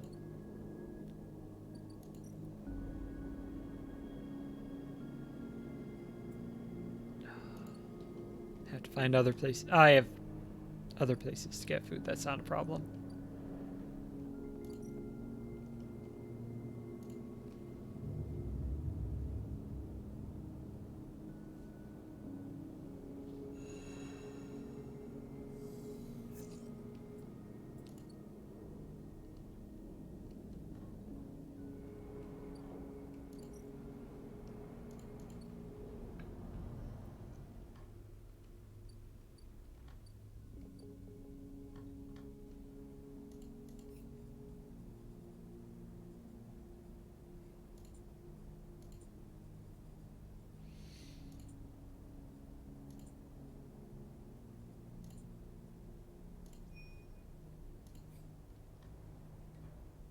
Where's my buddy Fang?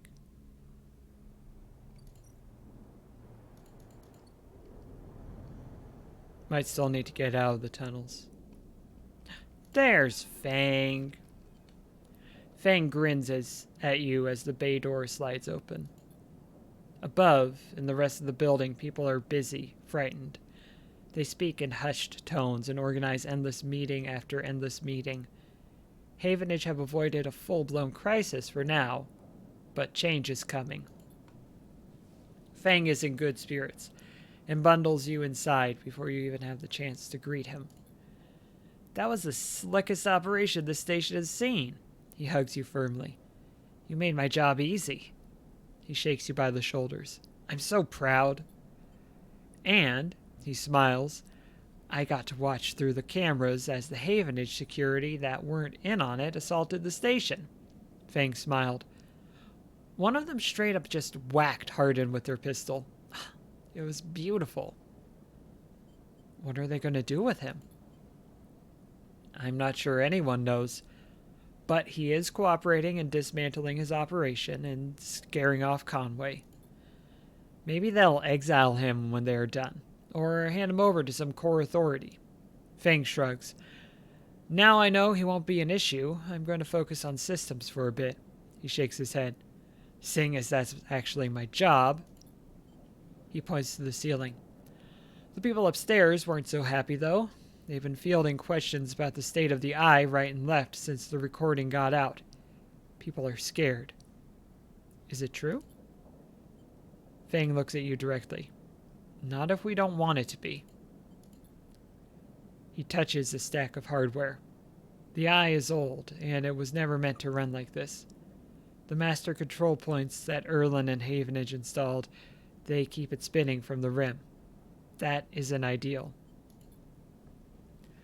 But if you are asking me if the eye will stop spinning next cycle, no, he smiles. And me and a ton of other skilled people will be working to stop it happening in the cycle after that. Hardin's problem was that he didn't believe in people. He believed in systems and their ability to shape the world around them. Fang squeezes your shoulder. But as far as I am concerned, people should be the ones running the systems, not the other way around. Anyway, Fang raps on the side of his terminal. I know you didn't come here for a lecture. My tracker.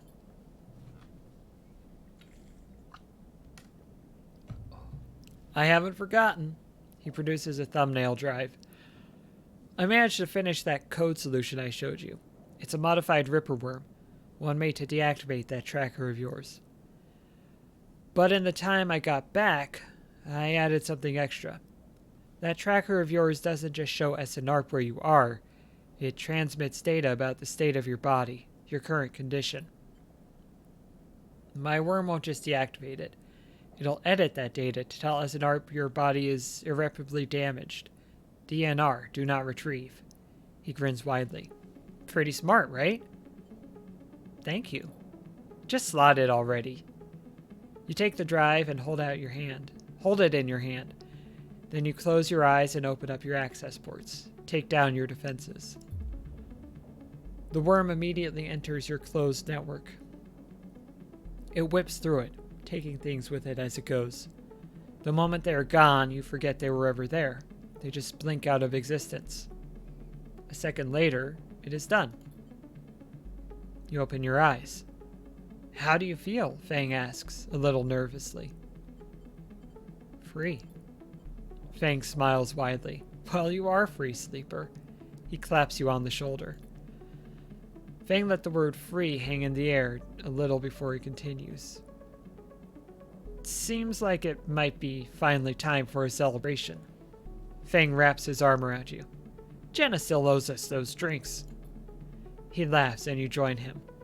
And later, when you leave, you feel deeply thankful for having such a friend.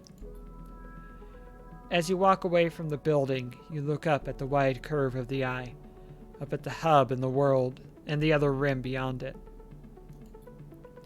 The whole thing twinkles with lights, and it seems impossible to see it as anything other than breathtakingly beautiful. It feels, in that moment, like something eternal. That doesn't mean it can, or even should, last forever, or that it will never change, fade, or decay. It simply means that in this moment, this place has a future, and it is one that you know, deeply and truly, is worth protecting. Aw, yeah. Hey, I marked as do not retrieve, so... The clock disappeared! Oh yeah! Oh yeah!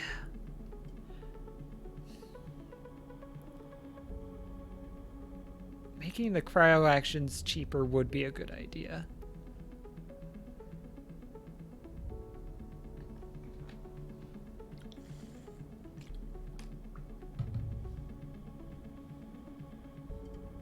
Yeah, let's do that.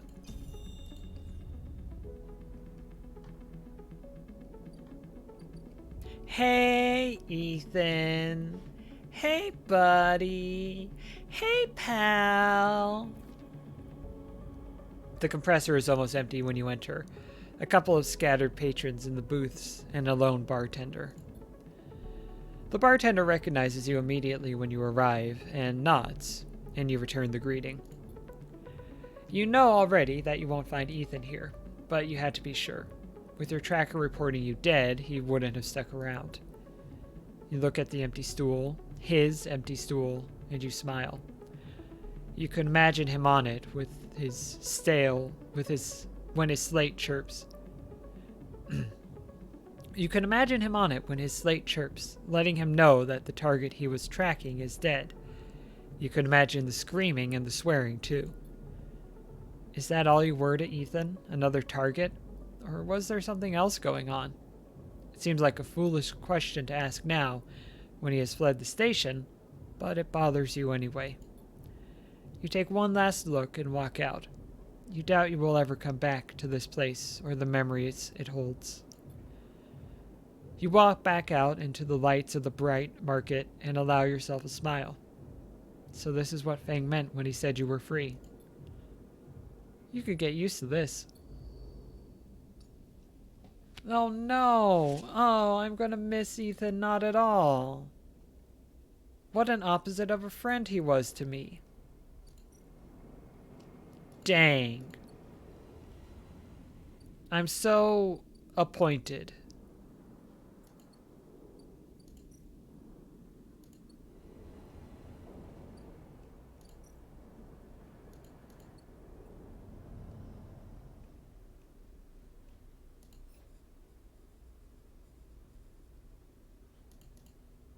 We've completed a lot this session. My goodness.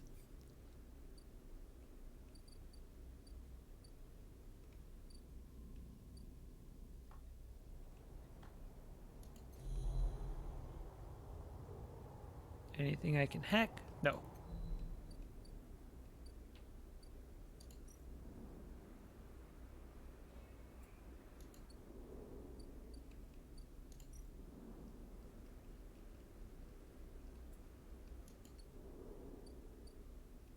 Poking around a bit. How much do I get for gear roll? 2. Okay.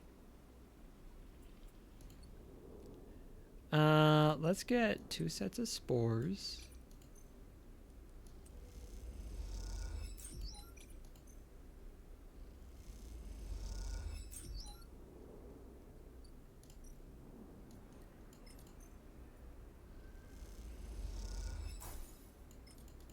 Let's wait for these each to go through individually.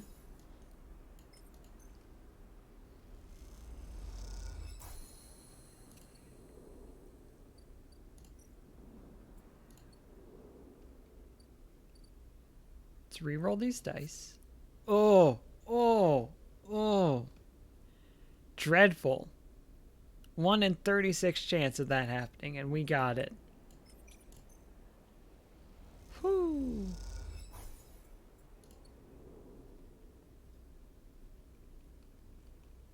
What else can I spend it on?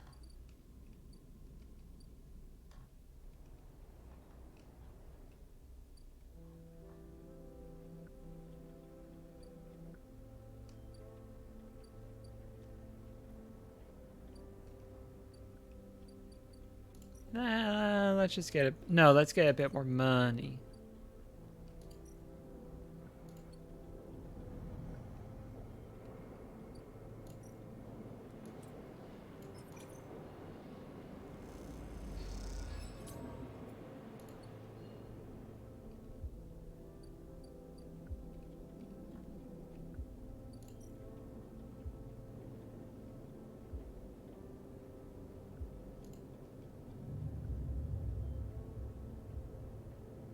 Because I want to buy some more stabilizer, so I need to get some more cash. That'll help me get some more cash.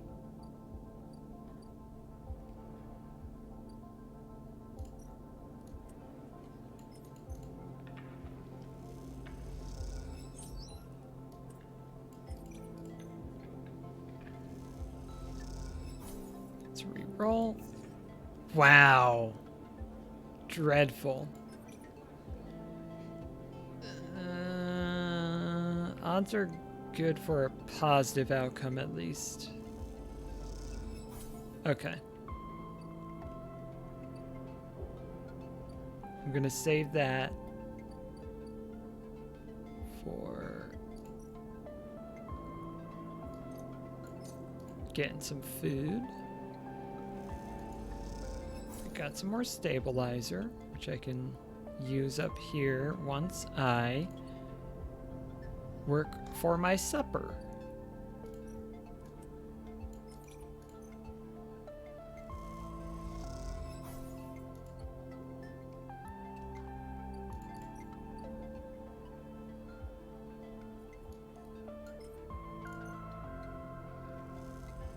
And actually, I'm gonna go take a quick 5-minute break to collect myself and my thoughts. So we'll be back in 5 minutes. I'll see you then.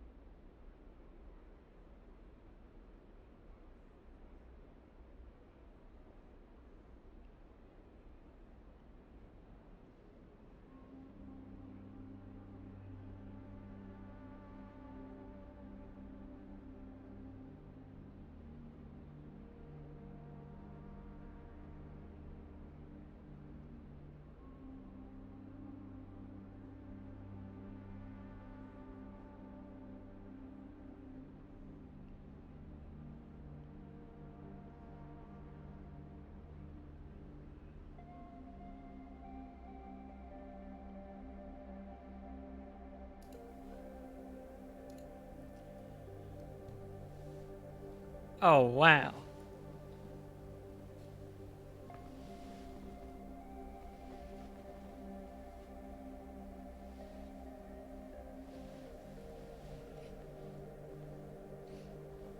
This is not very comfortable for either of us, Jake. How's that?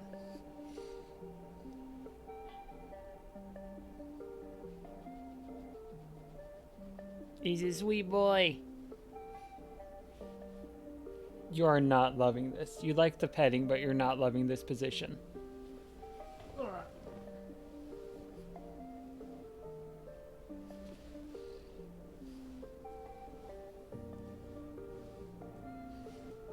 You're just off camera, but you're very sweet. Maybe you're on camera?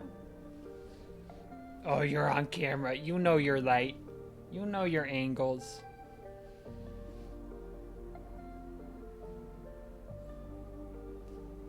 This might be the whole stream, or he might walk away in literal seconds.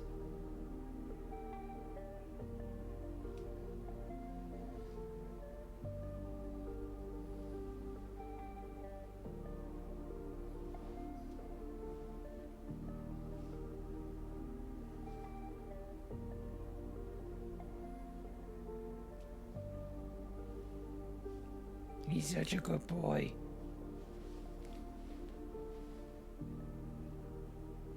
He's got the good purrs going on. I don't think they're gonna pick up on Mike, but he's purring.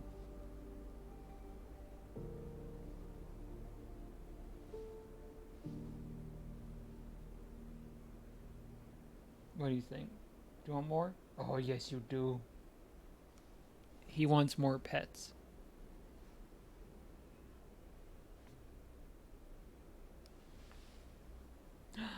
Scritches. Oh, this.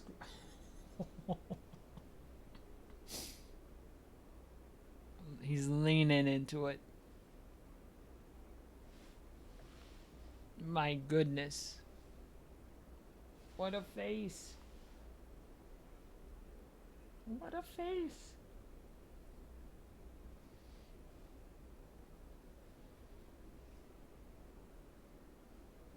Oh.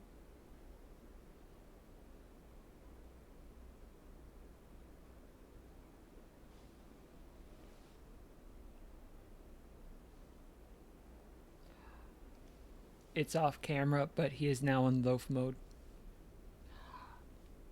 And my armrest is now his pillow. So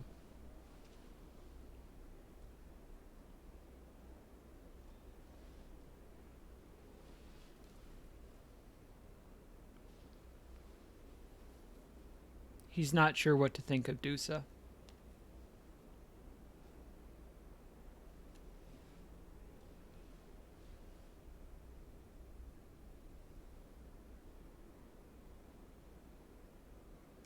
Confused, I think, is the best way to put it.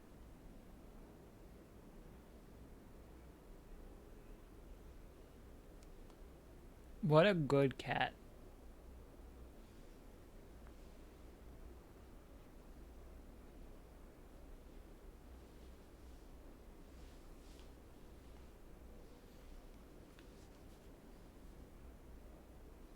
He's not allowed to play with my headphone cord, though. That is not permitted. Y'all, he's leaning up against me. This may have been a wonderful mistake. Jake is very preoccupied with my chair at the moment. And it's not even on camera, and if I move the camera, it's gonna be bad. You got the giant kitty cat. Dog. That's wonderful.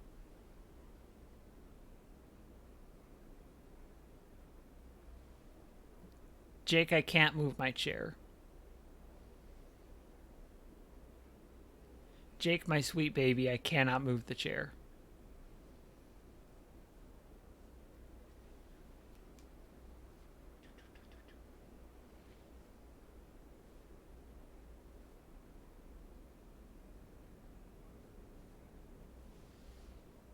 That is, you know what? You're absolutely right. That is not Jake's problem. That's a me problem.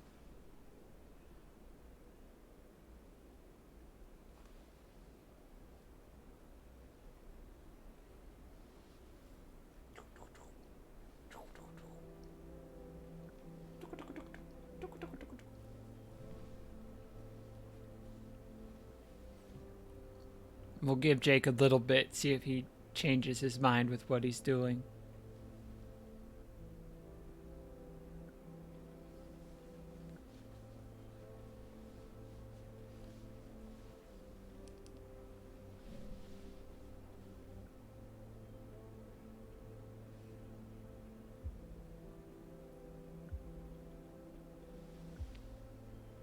He's just wedged himself between my armrest and the back of the chair to make it impossible for me to spin it. He's a very clever cat in that way. Oh, Jake.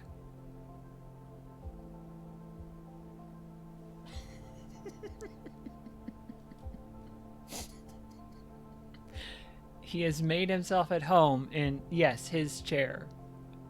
I thought it was mine.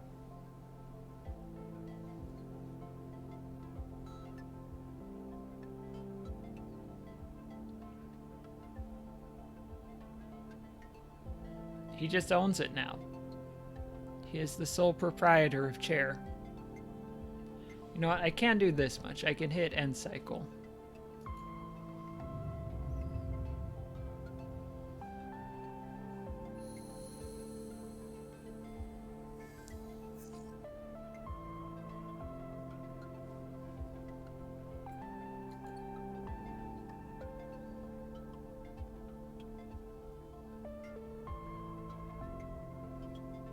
Maybe he'll just lounge here for the rest of the month.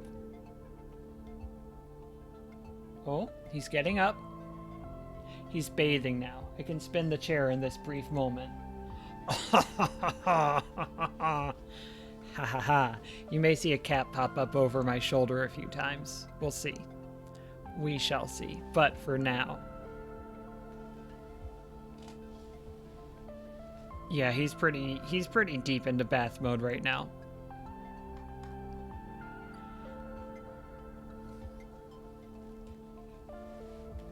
Well, I thought we were going to be back playing a little bit sooner, but when there's a chance for a Jake cameo, obviously we take that chance. Oh, it's Emphis. Emphis is preparing the gear roll caps. He has had to heavily adapt this recipe, he says, but the smell is already incredible. It emanates from the strange purplish-white bulb you have never seen before, and he is slicing it finely. And yes, it was a Jakeo. J-cameo. Ooh. Ooh. Two strong choices. He brushes and slices the mushrooms and then places them in the wok with the sliced bulb and the oil. They caramelize there in that well-worn crucible.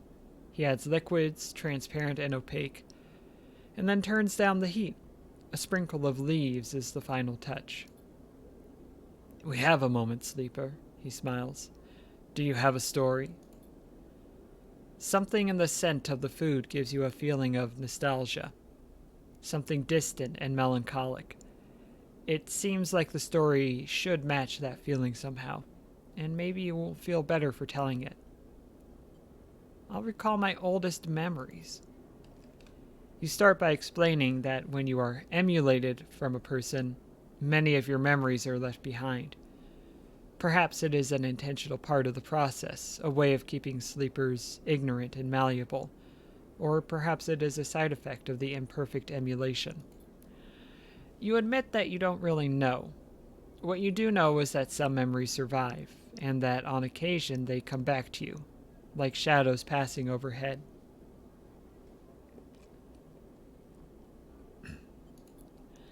You detail one recurring memory, which, despite returning to you with enough regularity for you to think it familiar, always fades as quickly as it arrives.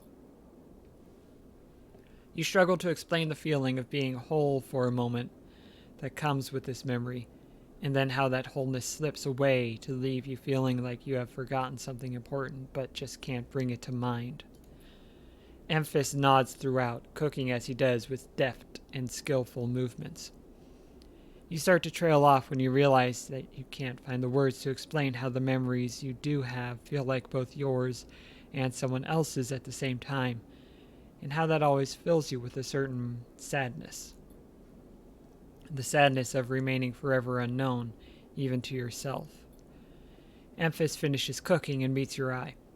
I'm sorry, Sleeper, for your troubles. He puts the wok to one side. I appreciate you sharing with me. He smiles. I hope it lightens your load a little. He passes you a bowl and heaps the gyrols into it, their yellow color mixing with the pale sauce in whirls and blooms. Eat. The dish is delicious, filling. It warms you as you eat it in a way that you weren't even sure your body could be warmed. It is a small mercy, you think, that SNARP left you this pleasure. Many of the features of frames are there to simulate human experience, you know that much.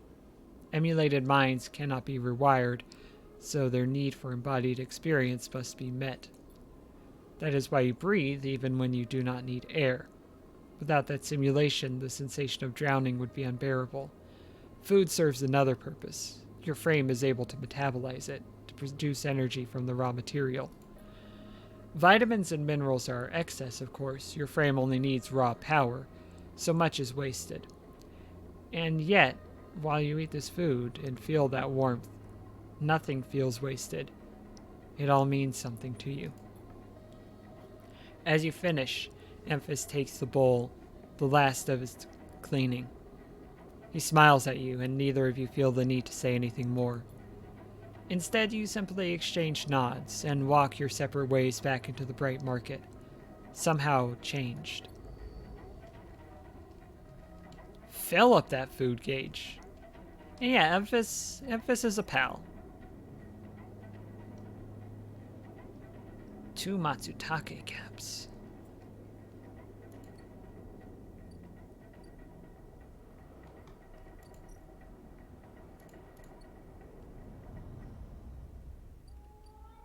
Two more for that.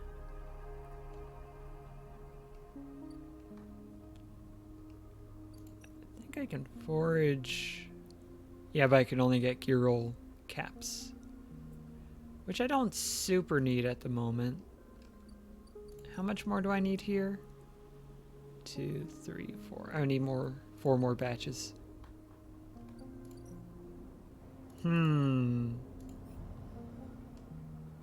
Oh, is there a merchant ship in the dock?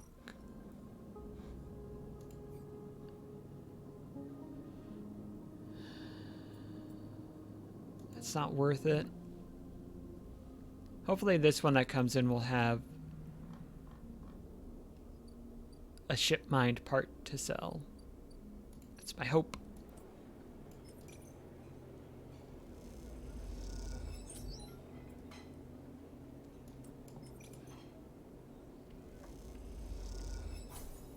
Let's try a reroll. The times a 2 has turned into a 1.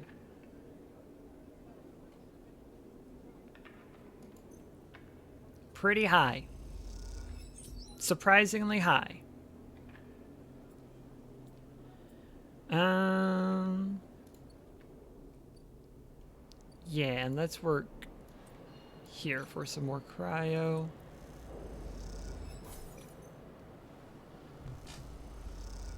Jake has left. He finished his bath, and I was not actively petting him all the time, which is illegal. So he had to leave and not be in the presence of a criminal such as myself. I understand it, and I respect it. Am I set? I'm set. I am going to go close the door real quick.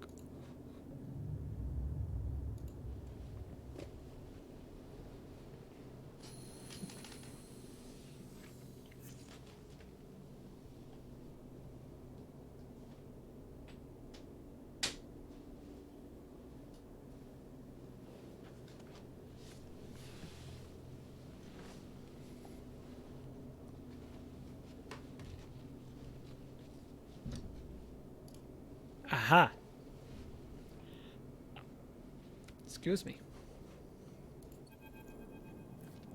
Sleeper. Moritz is waiting for you on your way out. How have you been? Busy eating some delicious food. I see, he nods. Well, I'll get right to it then. Bliss sent me down, we've scored another contract, and she needs your help. That's the message. He pauses. Look, I know last time the payment didn't come through, but you did good work. Bliss knows that. It's no problem. Okay then, he pauses again.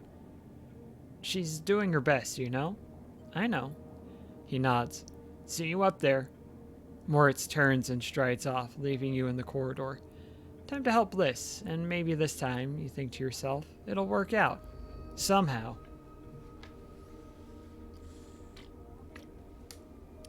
Gotta hydrate.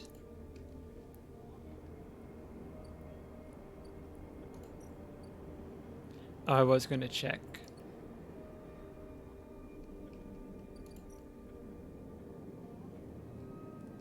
I'm gonna haggle.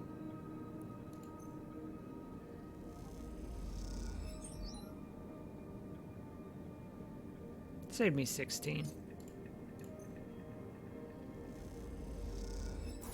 Yeah. Which means we can go to the fabricator.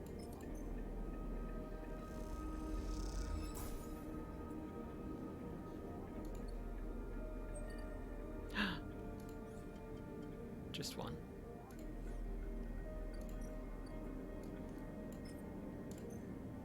Sorry it took me so long, Ankita.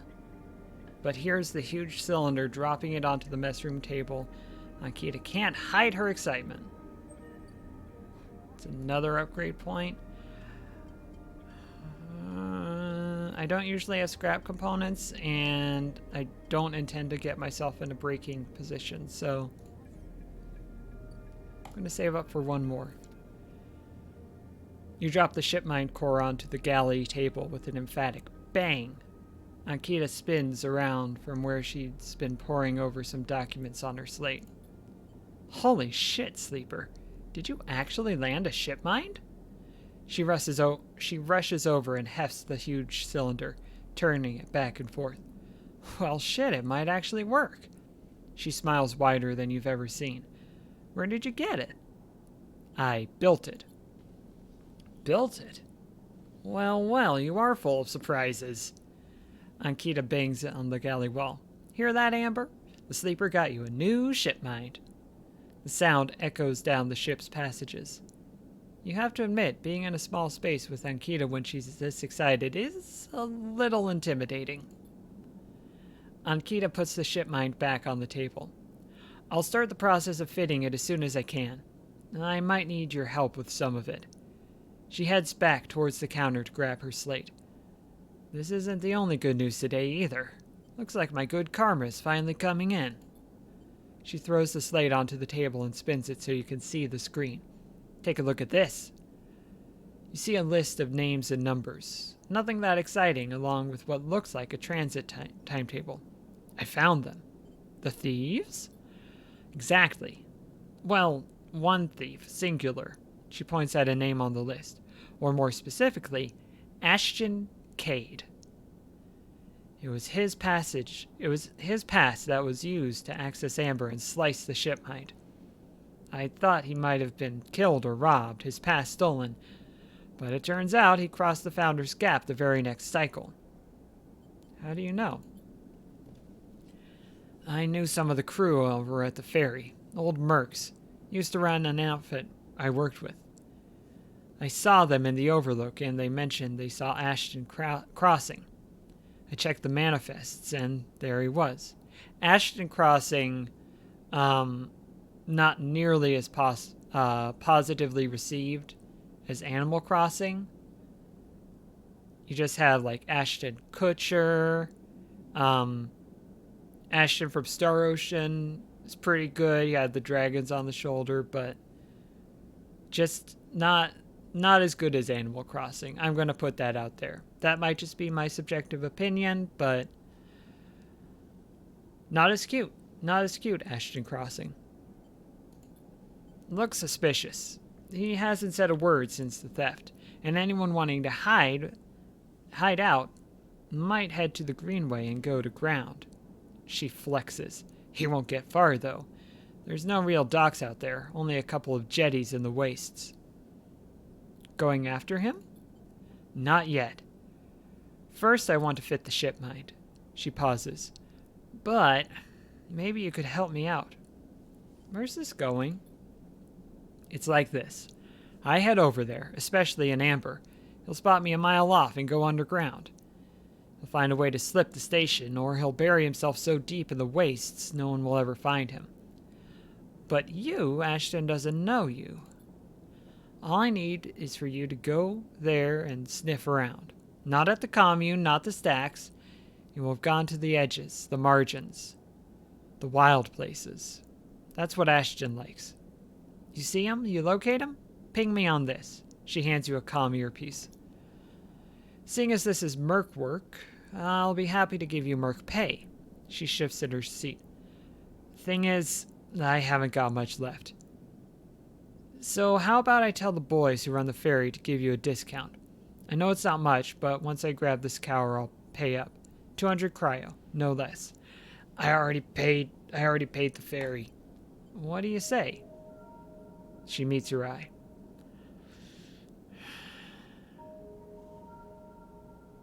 She's lucky she's cute. Okay. She gives you a heavy whack on the shoulder. Good, I owe you. She lifts the ship mind up on her shoulder with worrying ease. I'm going to get this fitted into Amber's core. You get any info, any sense of where Amber is hiding? Let me know. She goes to turn and then stops. And once again, Sleeper, thank you. I appreciate it. Ankita stops off into the guts of Amber with the ship mind, leaving you in the galley. You glance around, a sudden nervous energy descending at what is to come. You never thought you'd get work as a mercenary. But then again, it seems the eye is full of surprises. Hey, can you give me a retroactive discount? Could you maybe... No.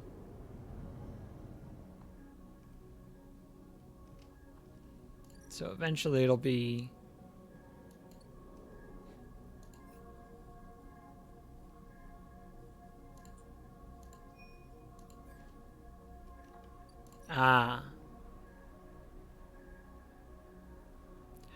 If I didn't have the ferry pass, I would have to buy a ferry pass and hope that the 200 I would get back eventually would be worth it.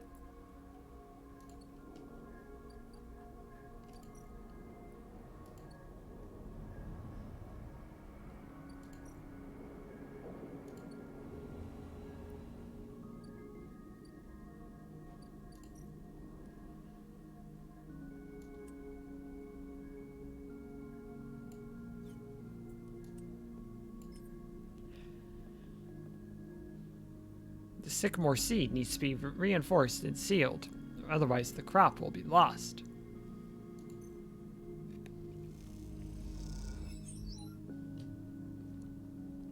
Ooh.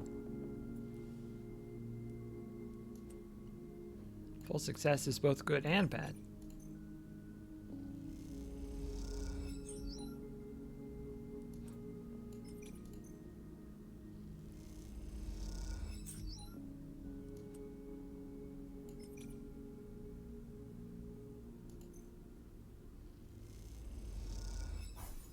Okay. One more 5 and 6 and I'll have that wrapped up like a Christmas present.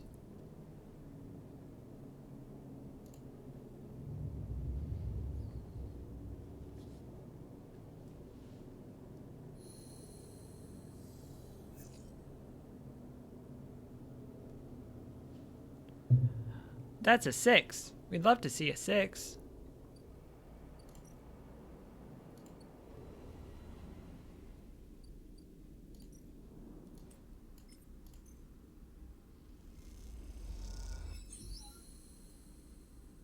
With Bliss at your side, you work neatly.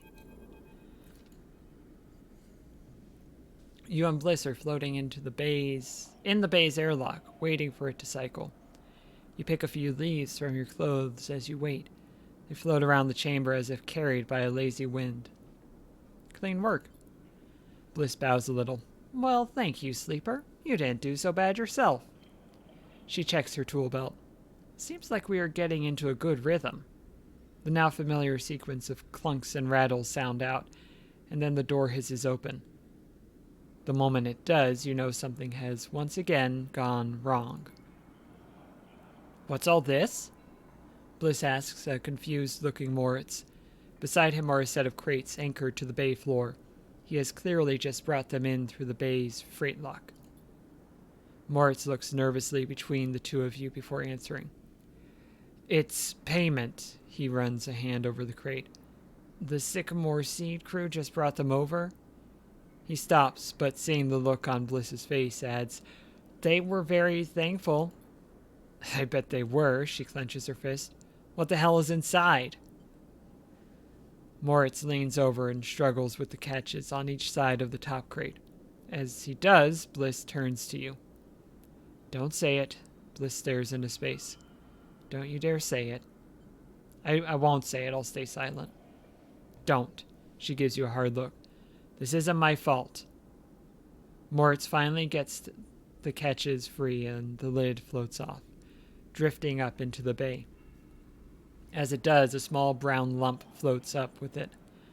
Moritz reaches out and catches it as it passes him. Is that a mushroom? Bliss finishes. A damn mushroom. They paid us in mushrooms?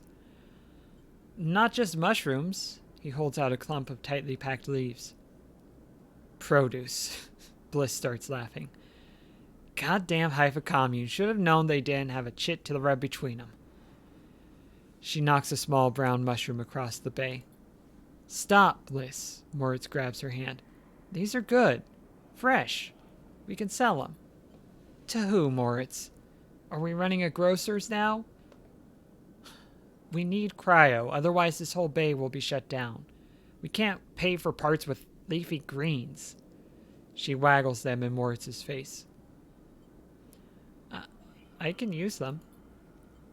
Bliss raises an eyebrow. What, 4 whole crates?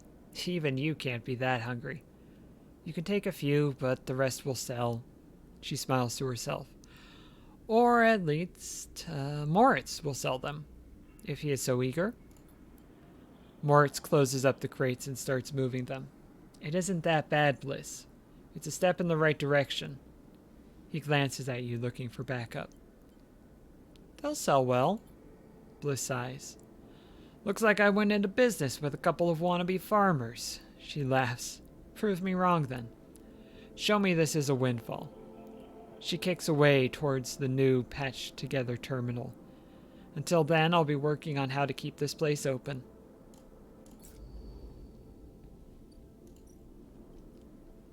Four cycles, that'll be done.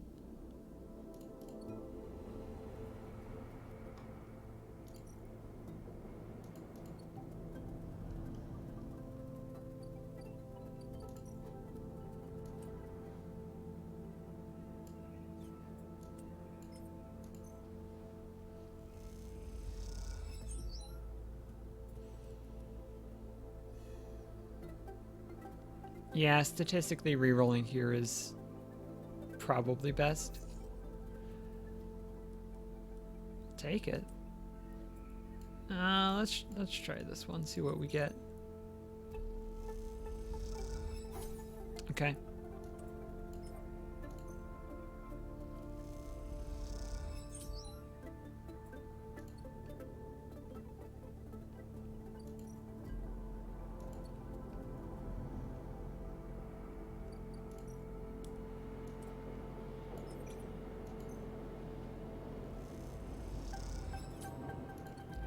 Oh no, you only got 6 cryo. What a shame. What a crying shame.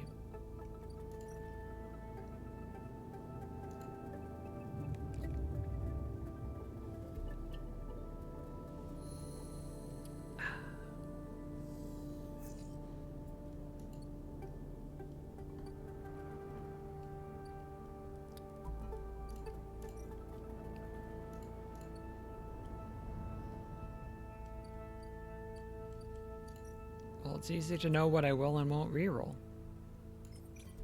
At least we have that.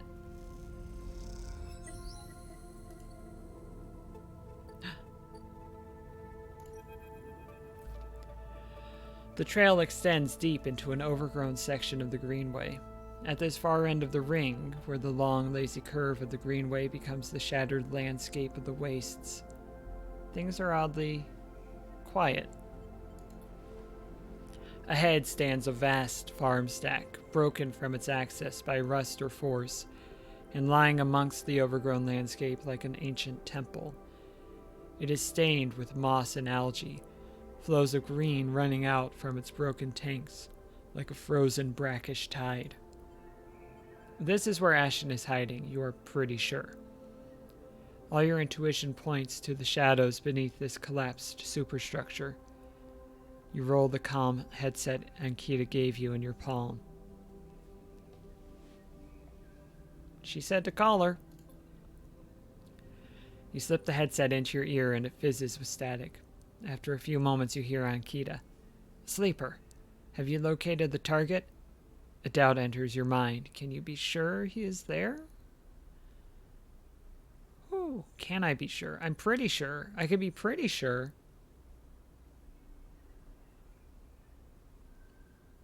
Thinking.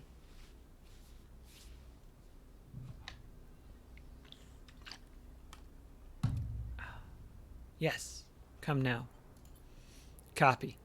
Hold tight until I get there. The static cuts out, the channel dead. You hold your position and watch the trail. Ahead the stars wheel with the motion of the eye, and your mind wanders. You try to imagine what this place looked like before the collapse. All ordered rows of crops, corporate pleasure gardens, glowing farm stacks. Now it is a wilderness, a strange overgrown biosphere bordered by the void of space. You smile. Despite everything, it seems like an improvement. Sleeper. Ankita's hiss brings you out of your reverie. He's in the collapsed stack? Yes. Okay, you seem confident. She slaps you on the back. Well, there's no way I'm following that trail. If he's up there, he'll have eyes on that for sure. She glances around the landscape. Let's keep to the undergrowth, work our way around. She heads off towards the central spine of the Greenway with you following close behind. It is slow going there, where the overgrowth meets the metal wall, but it is so concealed that you can barely see the glass roof high above. Ankita somehow seems to know where to go. Ankita works her way through the dense undergrowth, pushing aside branches and fronds. It is exhausting, and you desperately want to rest, but Ankita shows no signs of letting up. Up ahead there is a faint glow from the collapsed stack. Ankita leads you around the side to a broken tank. You both step through the opening, trying to avoid the broken glass that sits among the moss and algae. You work your way up the slanted tank, Ankita setting a deliberate pace. Somewhere water drips, and you swear you hear birdsong. Hanging plants catch the light, coating the place in a pale and sickly green. Ankita reaches the edge of the tank, where it meets the central drum, and holds up a hand for you to stop. You inch forward and look over the edge. The vast drum is like a cistern, with plants growing on all sides, and wet mossy islands at its base. It is beautiful, and for a moment you can't see anything but tones of green. Then you see the sleeper. In a faint circle of light, descending down through the drum, the sleeper lies slumped at an odd angle. They are surrounded by crates, and beside them one of the mossy islands. There is an object. A cylinder set on a tarp. It is connected to the sleeper's head. You flinch. Are they one of the others? One of the ones that escaped with you? You squint, trying to recognize them. They are twisted, broken open, wrong. You look away. Ankita doesn't look at you. She doesn't look at the sleeper. She fixes her eyes on the object. That's Amber's ship mine, she says, and you recognize the cylinder suddenly. Wait. You turn to Ankita to speak, but she is already gone. She drops off the edge of the tank and lands on one of the mossy islands, her armor letting out a hiss as it absorbs the impact. The shot hits her shoulder piece, the ceramic armor cracking but holding as she braces into the impact. Then she launches herself forward, the now activated armor launching her across the drum. Another shot goes wide before she reaches the cover of the crates beside the sleeper. Shit! You hear the shout from one of the tanks high on the far wall. Ankita reaches over and wraps a hand around the thick connection between the ship mind and the sleeper. What is she doing? You better come down here or I'll rip this right out of their head. She screams at the wall of tanks. You shiver at the suggestion, but stay silent. There's a long pause. All you can hear is the dripping of the water running down the walls of the drum. Then Ashton calls out, "For God's sake, I'm coming down, Ankita. Don't do anything stupid, for God's sake." He appears at the far side of the drum, stepping through the shallow water, rifle raised above his head. "Drop the gun," Ankita shouts. He throws it down onto the moss. As you lean out to watch, you see him catch your eye, clocking your presence. What are you up to here, Ashton, you sicko?" She stands, keeping her sidearm trained on his head. "You ripped my ship mind for what? Some freakish experiment?" Ashton approaches with shaking hands, his eyes now fixed on the connecting bundle of wires that Ankita still has hold of. "Steady, Ankita. It isn't like that. I needed the ship mind. You have to understand they would have died without it." "What are you talking about?" "I don't give a shit why you ripped my ship mind and crippled my ship. I should put you down right now." She tightens her grip on the connection. Typical of you, Ankita. No curiosity. Ashton smiles shakily. "That's why I never asked for it, for your help. You only look after yourself." He nods at you. "That sleeper out there. They're just bait, right? To draw me out." Ankita sucks a breath in. "Are you trying to give me more reasons to shoot you?" "I love them, Ankita." Ashton looks at the crumpled sleeper. "I love them, and they were going to die. I knew you would never understand that." He starts closing the gap between himself and Ankita now, slowly, inching forward. "Don't do that, Ashton," Ankita snarls. "Don't do that. Let the wires go, Ankita. Let us go. If you don't get out of my way," he inches closer. "Please." "I can't let you take it, Ashton." Ankita hardens her stare. "You stole it from me. You left me for dead." She shakes her head. "You think I'm going to trust you? After all that?" "I need it, Ankita. I need them to survive." Ashton is in reach of the sleeper now, of Ankita. "I'm going to take them now, Ankita." He raises his hand. "I'm going to take the ship mind and go." Ankita loosens her grip on the connection a little. Her hand is shaking now. "Stop, Ashton." She lowers the gun a little. "Stop."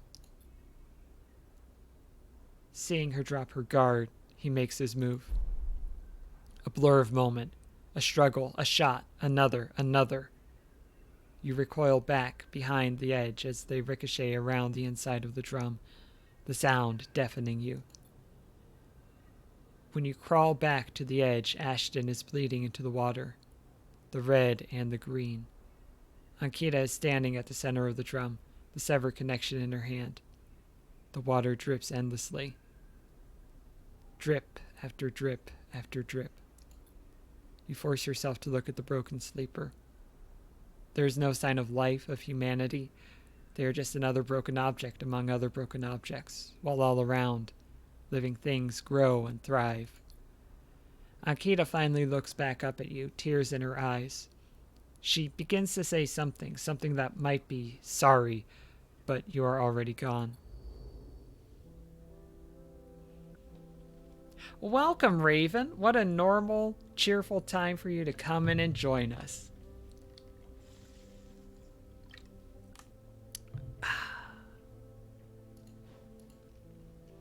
Just normal times here.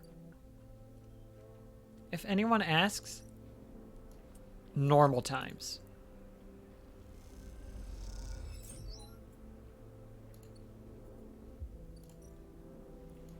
It's turning some Matsutake samples. Do do do do do do do.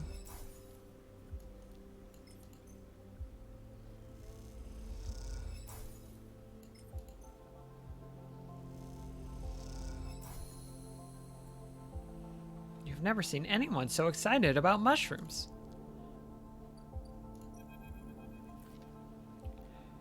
Riko meets you at the entrance to the lab, leaning on her crutch with a glint in her eye.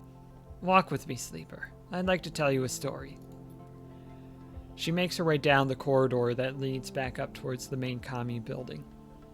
When people first crossed what we call Founder's Gap into the Greenway, they did so against the wishes of Andre Erlin. At the time, Erlin was trying to stabilize the Union and establish control over the Eye in the wake of Solheim's collapse. It was chaos, competing factions, failing systems, so many dead and injured from the riots. That was his priority. You both crossed through a glass-roofed tunnel, the Greenway outside crowded with vines and branches dappling the light. Erlin had written the Greenway off, cut off from the rest of the station, and linked to a broken spoke. He claimed it was only a matter of time before everything here would die. He refused to let anyone abandon their duty to the Union and cross. They were traitors to the cause, or as good as. Riko continues, making her slow but steady way into the inner gardens of the commune. There weren't many of us, but we believed what was here was worth saving. We had to keep our plans secret until we crossed, and some of us left people behind. She pauses to catch her breath, her voice cracking. It is difficult to know if it is from effort or emotion. Also, quick check, just because my preview is showing it thusly. Is the stream still good? Because it looks real pixelated on my preview, but that might just be something funny going on there. I want to know if the stream is busted and people are just being too nice not to say anything about it, or if it's all good. Oh, good. Thank you for the confirmation. I figure that was the case because my bitrate's still good, but technology is unknowable. Getting back into the story. What we found was a disaster. Nothing like what you see here. Half of the Greenway was leaking oxygen into space, the plants flash frozen. The other half was a swamp of mulch, as decaying matter clogged every system. We worked hard, we lost good people. We cleaned up and closed up. But it was never going to be enough. After many cycles, we all knew this place was doomed, but we kept on working, talking less and less. Because we couldn't face it. We all developed a death wish. If the Greenway was going to die, so would we. What changed? Everything, Riko smiles. We crossed some invisible boundary, tipped some biological scale, and the Greenway started to recover. Plants flowered, crops sprouted. For the first time, we reaped the fruits of our labor. Riko smiles, looking up at you. We thought it was us. That we managed to do just enough to end the cycle of decay. I thought we had saved the Greenway. Until today. You pass into the grow beds of the commune, rich with the hustle and bustle of Haifa members planting and harvesting. For a while, Riko is quiet, and you both simply observe the hypnotic movements of the work crews, the eager chatter washing over you like a wave. Riko smiles to herself. I should have known, of course, that our arrogance was unfounded, but we needed to believe back then. We needed a myth to bring more people across the gap. You both move into a smaller corridor, Riko following some direction unknown to you. What you have shown me is that, back then, the Greenway saved us, not the other way around. Tell me, have you ever consumed one of the matsutake or girol caps you have been growing? Indirectly, yes. I imagine that they were delicious, nutritious, almost uniquely so, she muses. After all, they were designed for you. Rico has a mischievous look. At first, I thought it was the location they were grown in that made the mushrooms from the aviary, from the labs, or from the grove different to each other. But what I have come to understand is that it is the person growing them. The matsutake and girol caps you brought me are totally unique, containing compounds never usually found in similar specimens in my possession. Many of these compounds aren't even digestible for humans. But a sleeper like you... Rico smiles as she leads you into the internal garden of the commune, where the Haifa members have planted species from all over the Greenway. Back when the tide turned, when the Greenway started to recover, we all felt something. A response. It was as if this place was not just alive, as a forest is alive, but alive in other ways. Communicative. Responsive. We shrugged it off at the time, but now I understand why. Rico stops and turns to you. This place is responding to us, adapting itself to us. It is growing, fruiting bodies for you, for me. It is adapting, changing. It is, in short, displaying all the signs of sentience.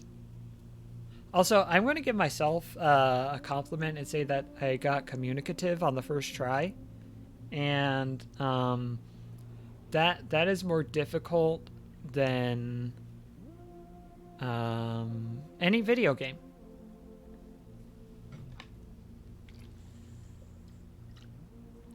Every video game is easy compared to saying communicative on the first try.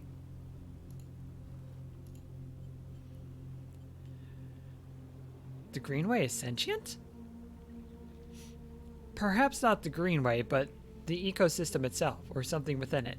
The trouble is, I have already seen, I think the AI is called the Gardener. So, none of this is surprising to me. Rico sits on a bench with the peaceful gardens and gestures for you to join her. When you have been growing the girols and the matsutakis in the aviary, those species so familiar to the Greenway, have you discovered any others? I got a seed. Rico can barely contain her excitement. I should like to see those. Please bring me some next time you are here. You look around the garden, amazed at the sense of peace within it. Rico interrupts the silence. There is a species of mushroom that I haven't seen in years.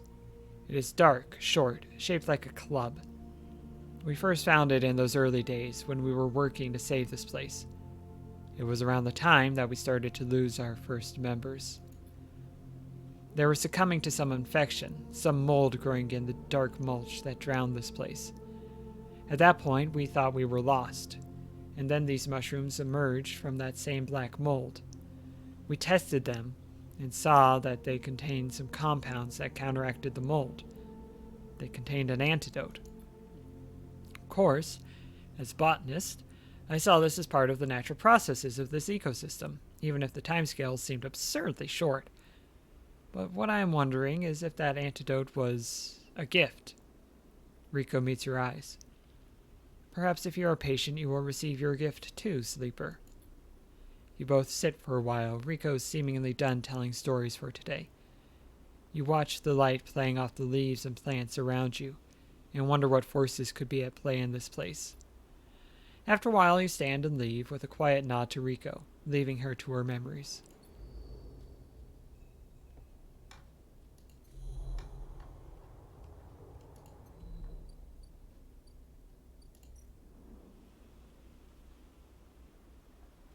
I don't have those mushrooms.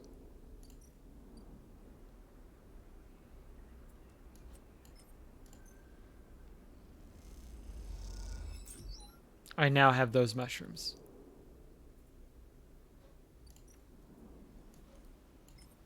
But only one.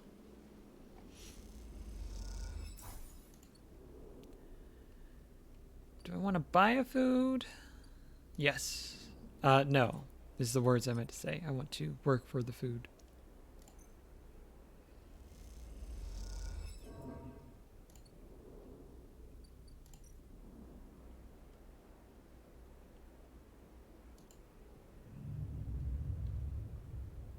Penicillin is a mushroom, sorta. I think that's right?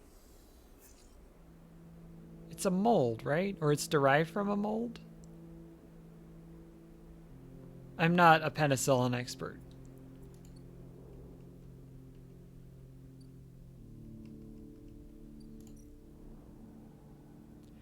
Amber is docked here at a rickety old jetty, but she's sealed up.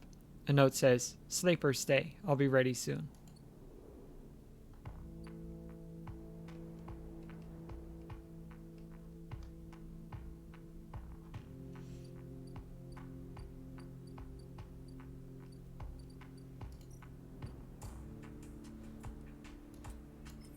Mushroom, mushroom.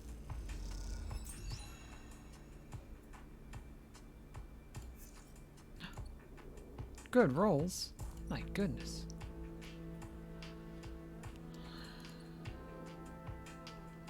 Penicillium fungi.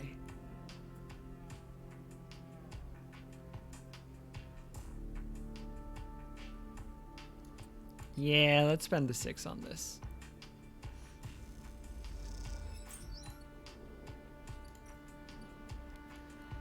One.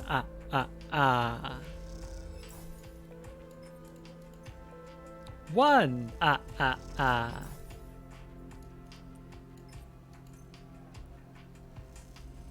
One. All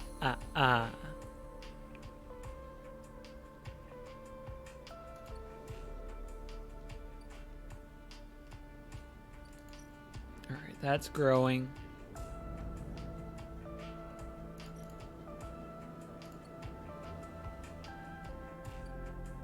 Two more for that.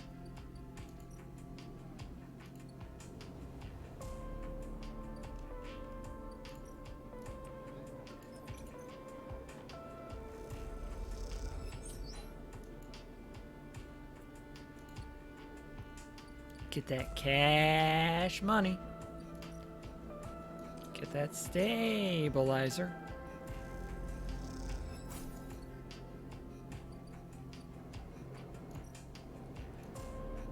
Gets more of that cash money.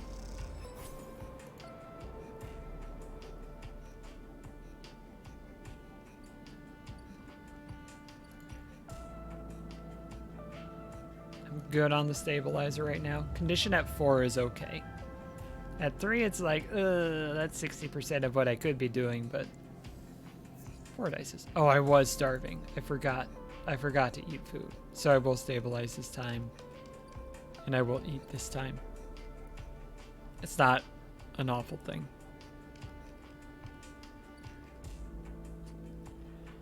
What was I gonna do? I think a lot of my things are at wait for it stages. How many Matsu? I do have 3 Matsutake.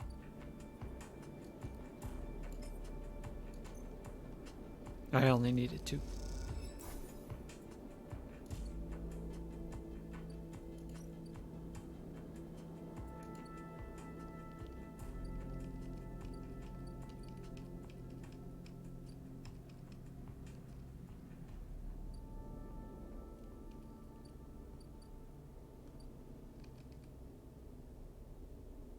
Yeah, let's just get some more cash. It's not the most exciting thing, but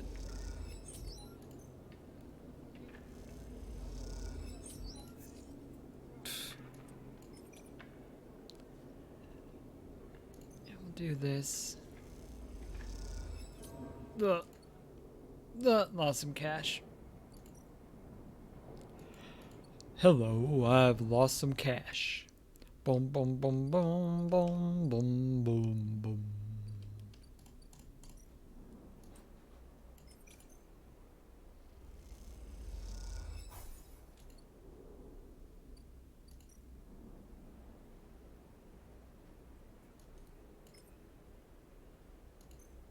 What was it? Oh, it was an episode of Only Connect. I'm not sure it was the most recent one. But they said that Johnny Cash may have been the first person in the United States to hear that Stalin had died because he was working uh, to translate or interpret telegrams.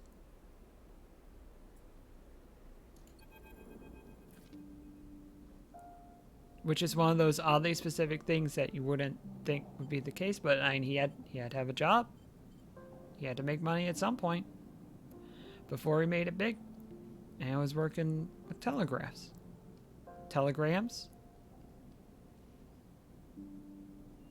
I'm not sure about the authenticity of that story, but I heard it, so I'm sharing it with you.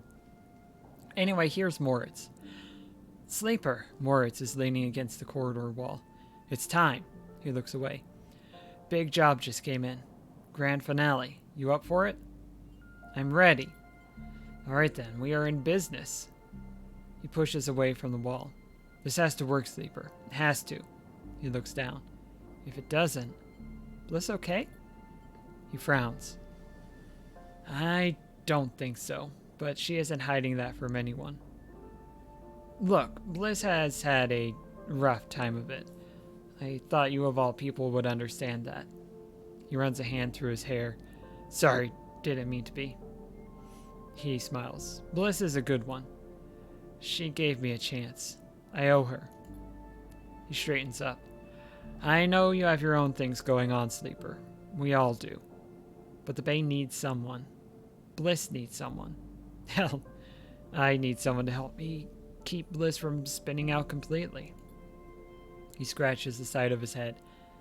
Otherwise, there's not much I can do. He shakes his head. And I would hate not to pay back my debts.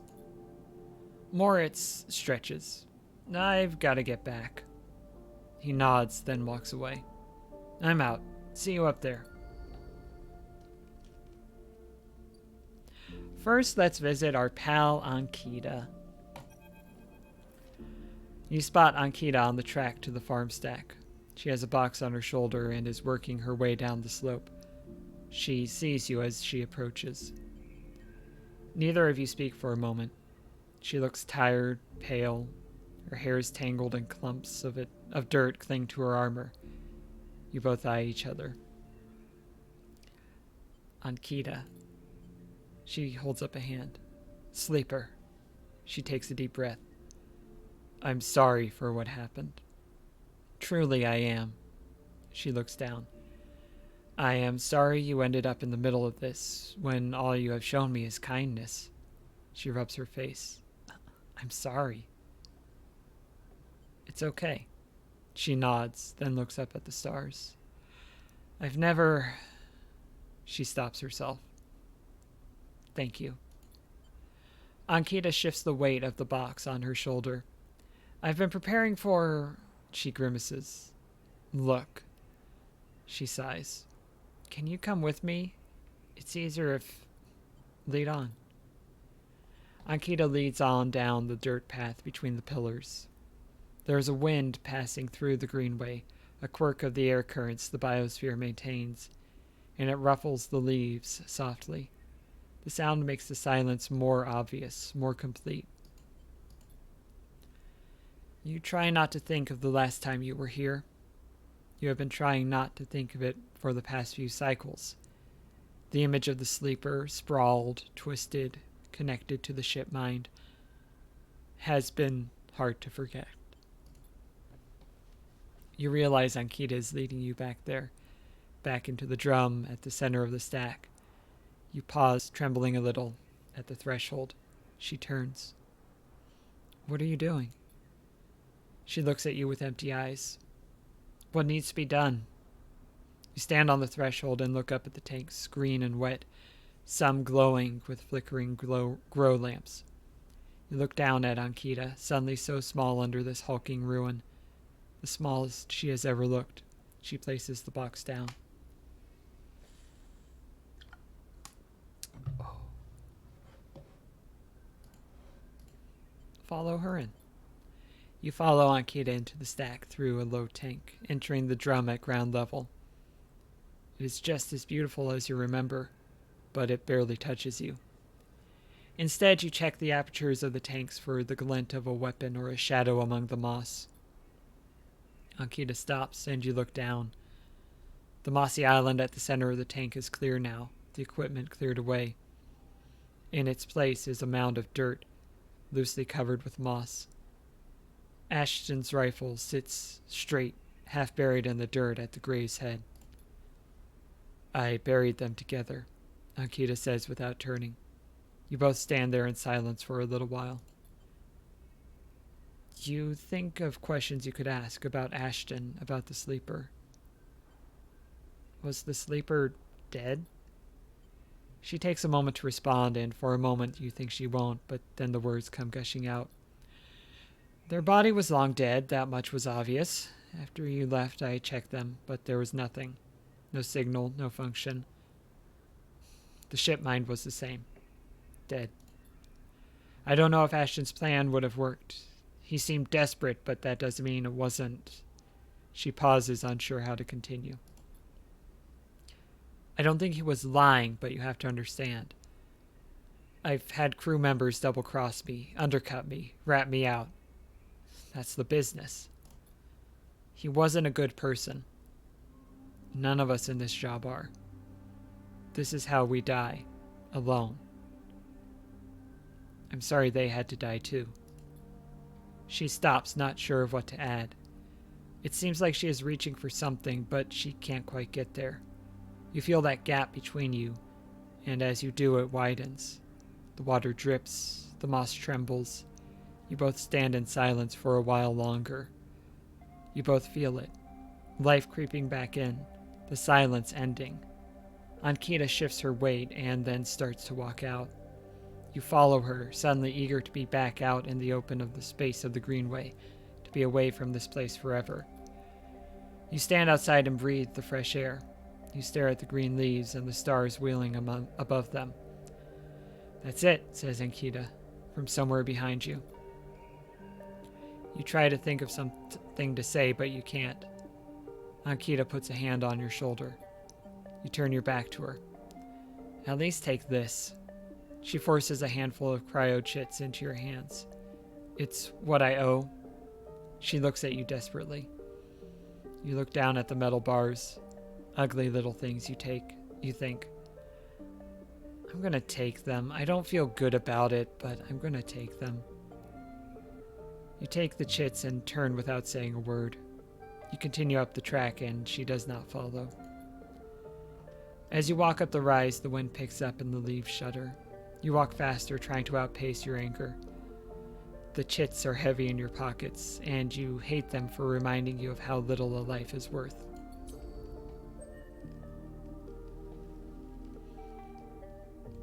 Fun!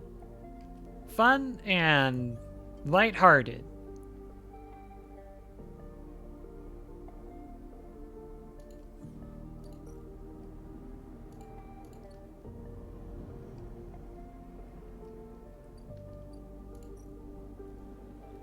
We're going to upgrade our Intuit.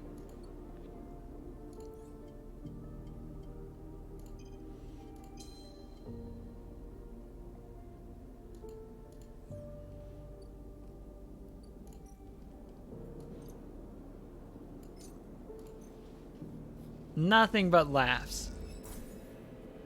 An absolute laugh riot, I say.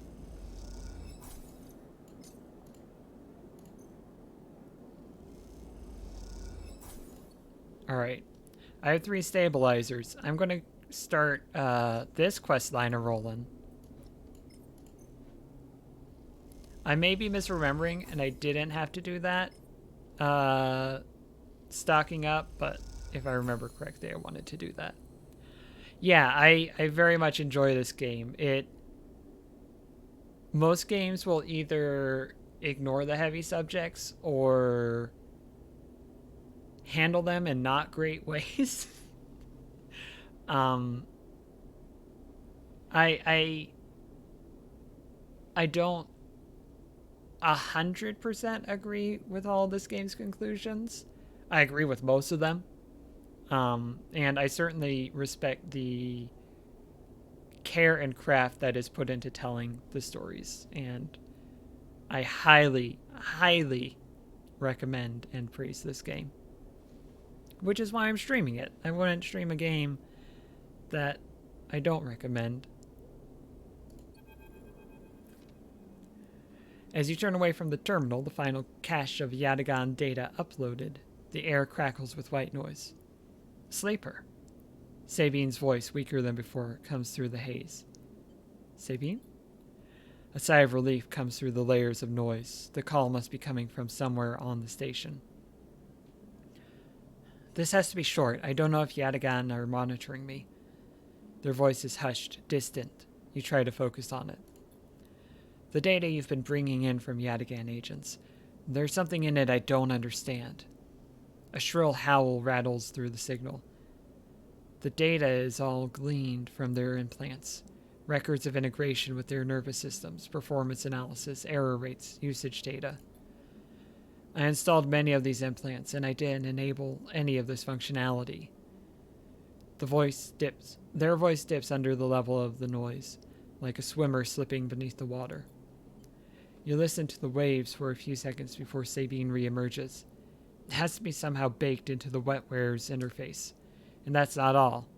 The systems compiling this data are connected to some kind of transmission protocol. It's being broadcast. They said time is short, so I'm going to let them keep talking. Every Yatagan enforcer is equipped with black market implants, retinal enhancements, adrenaline boosters, pain suppressors. These implants are gathering data on themselves, the enforcers' bodies, on their performance. But I can promise you these foot soldiers have no idea this is going on. The background tone switches, dropping to a grainy rumble. If they knew, I don't imagine they would be happy with the situation. Yatagan could have a mutiny on their hands. You lean toward the terminal, straining to listen to Sabine's faint voice. I need a few cycles to pull this all together, but this might be the information I need to pressure Yannick into releasing my debt. Yannick? He is one of the heads of Yatagan. They pause. It is better you don't know him. Keep it that way. Suddenly a banging echoes through the call. Sabine's voice is suddenly whispered, panicked. I have to go. Come back in 4 cycles. Then the sharp crack of a disconnect, and silence fills the apartment. You step back from the terminal. What does Yatagan have to gain from monitoring its own members? You try to recall what you know about the gang, but you have little to go on. You think of Toshiro, Sabine's minder, his mirrored teardrop implants set below hard eyes. What data could they be gathering? And more importantly, where are they sending it? You reflexively rub your forehead, trying to think. Can you really trust Sabine? How did they come to be Yatagan's doctor in the first place? You think of their kindness, their care, but also that glazed look of recognition that they gave you when they first met you. That look stays in your mind as you slip back out of the apartment, glancing around as you close it up and drift into the corridors of the station, unable to shake the unpleasant sensation of being observed. I completely recommend Sonic Adventure 2, which is what City Escape is from, directly. It is not a perfect game. There are some definite control issues, but it's a lot of fun, in my opinion.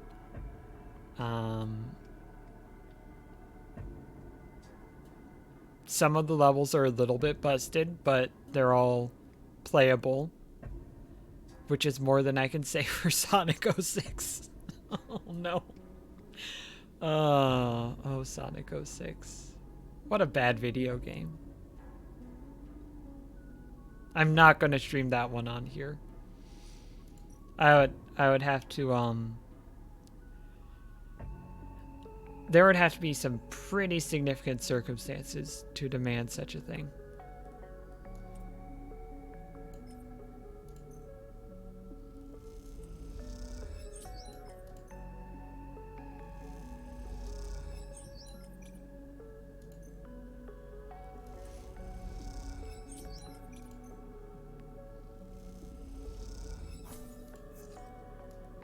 Oh, yeah.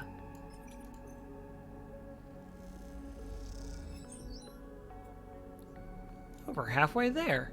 Over halfway there.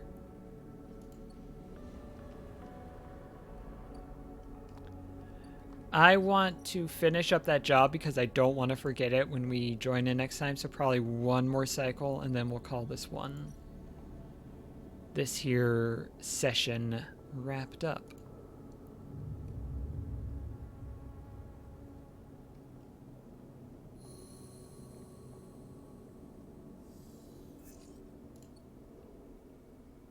Not the best dice, but we can make do with not the best dice.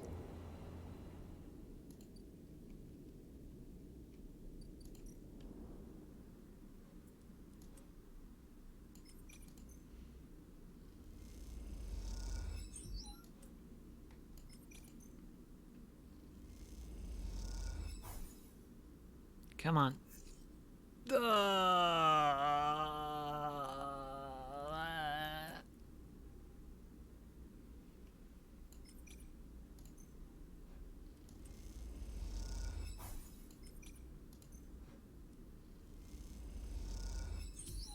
Oh, yeah. Oh, we got the positive.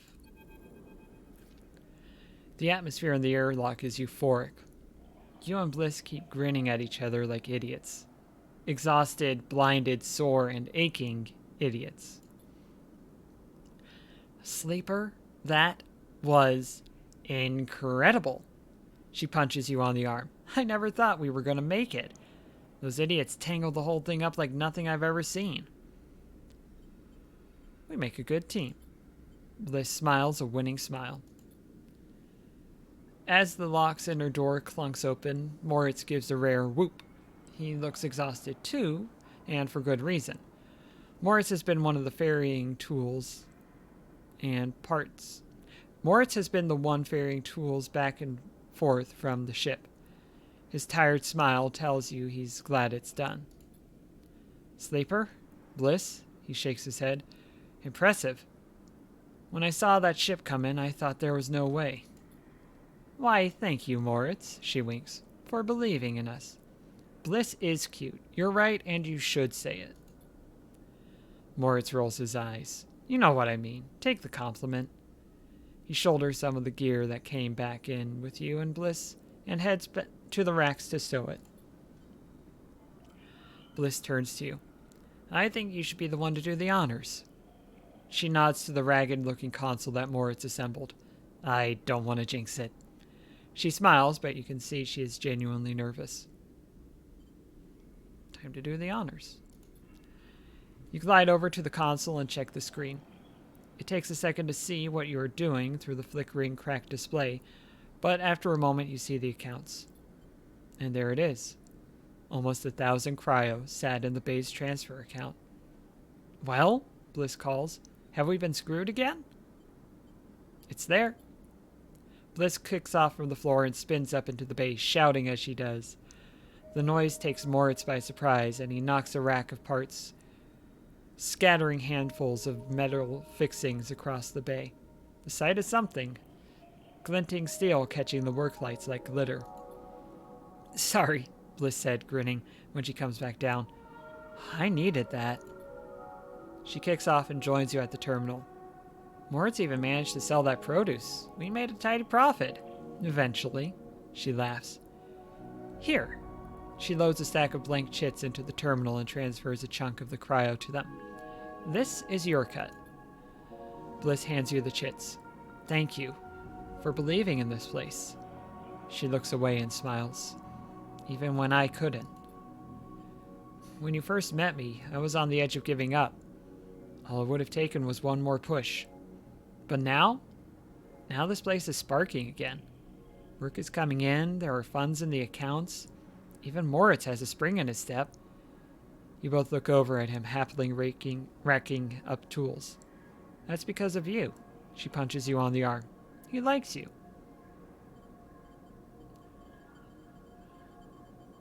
Both valid. I'm curious. What's his deal? What? Why is he always so quiet? She frowns. I'm not so sure. He doesn't much like to talk about himself, that one. She leans in closer. You know he came here to looking to rob the place? I gave him a job instead. She laughs.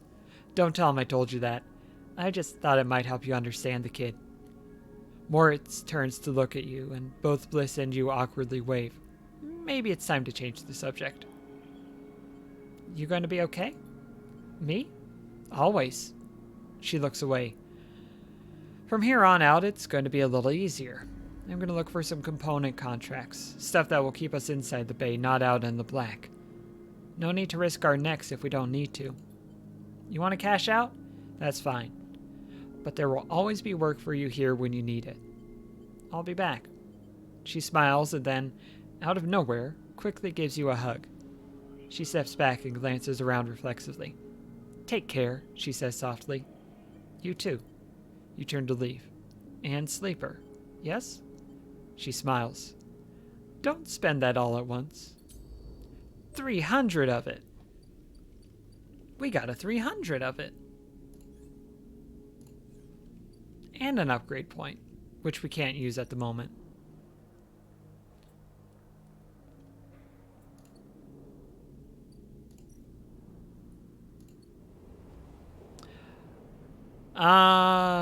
Sleeper is the kind of person that I am.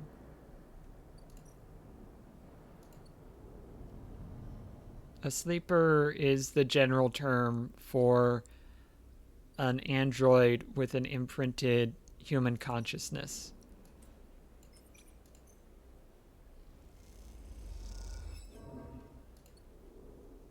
So people calling me sleeper is like if you call a robot robot.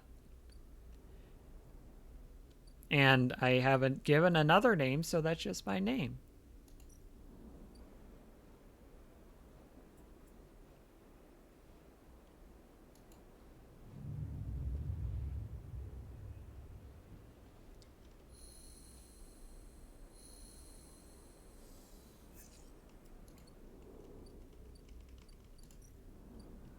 Mushroom. Oh, I said I was going to quit after that. And I probably should. The voice is starting. Oh, it's starting to need a rest. Yeah. Let's close on out. Let's go back to menu. Let's visit our friend menu.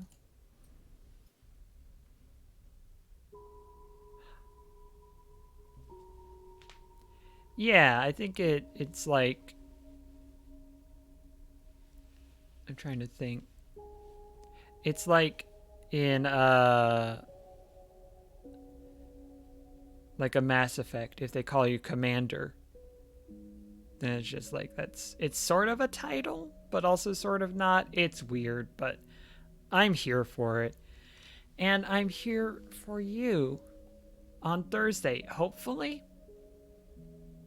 Always a little bit subject to change, but at the moment, Thursday stream should be good. The 15th. On Thursday, I'll have a link to share with you, and I'll ask you to vote in a thing that there's a good chance you don't care about, but it would mean a lot to me.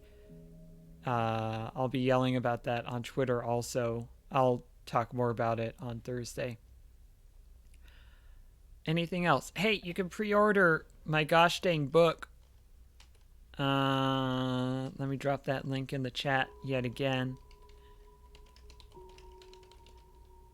What do I call it? Transmermaid Pirate.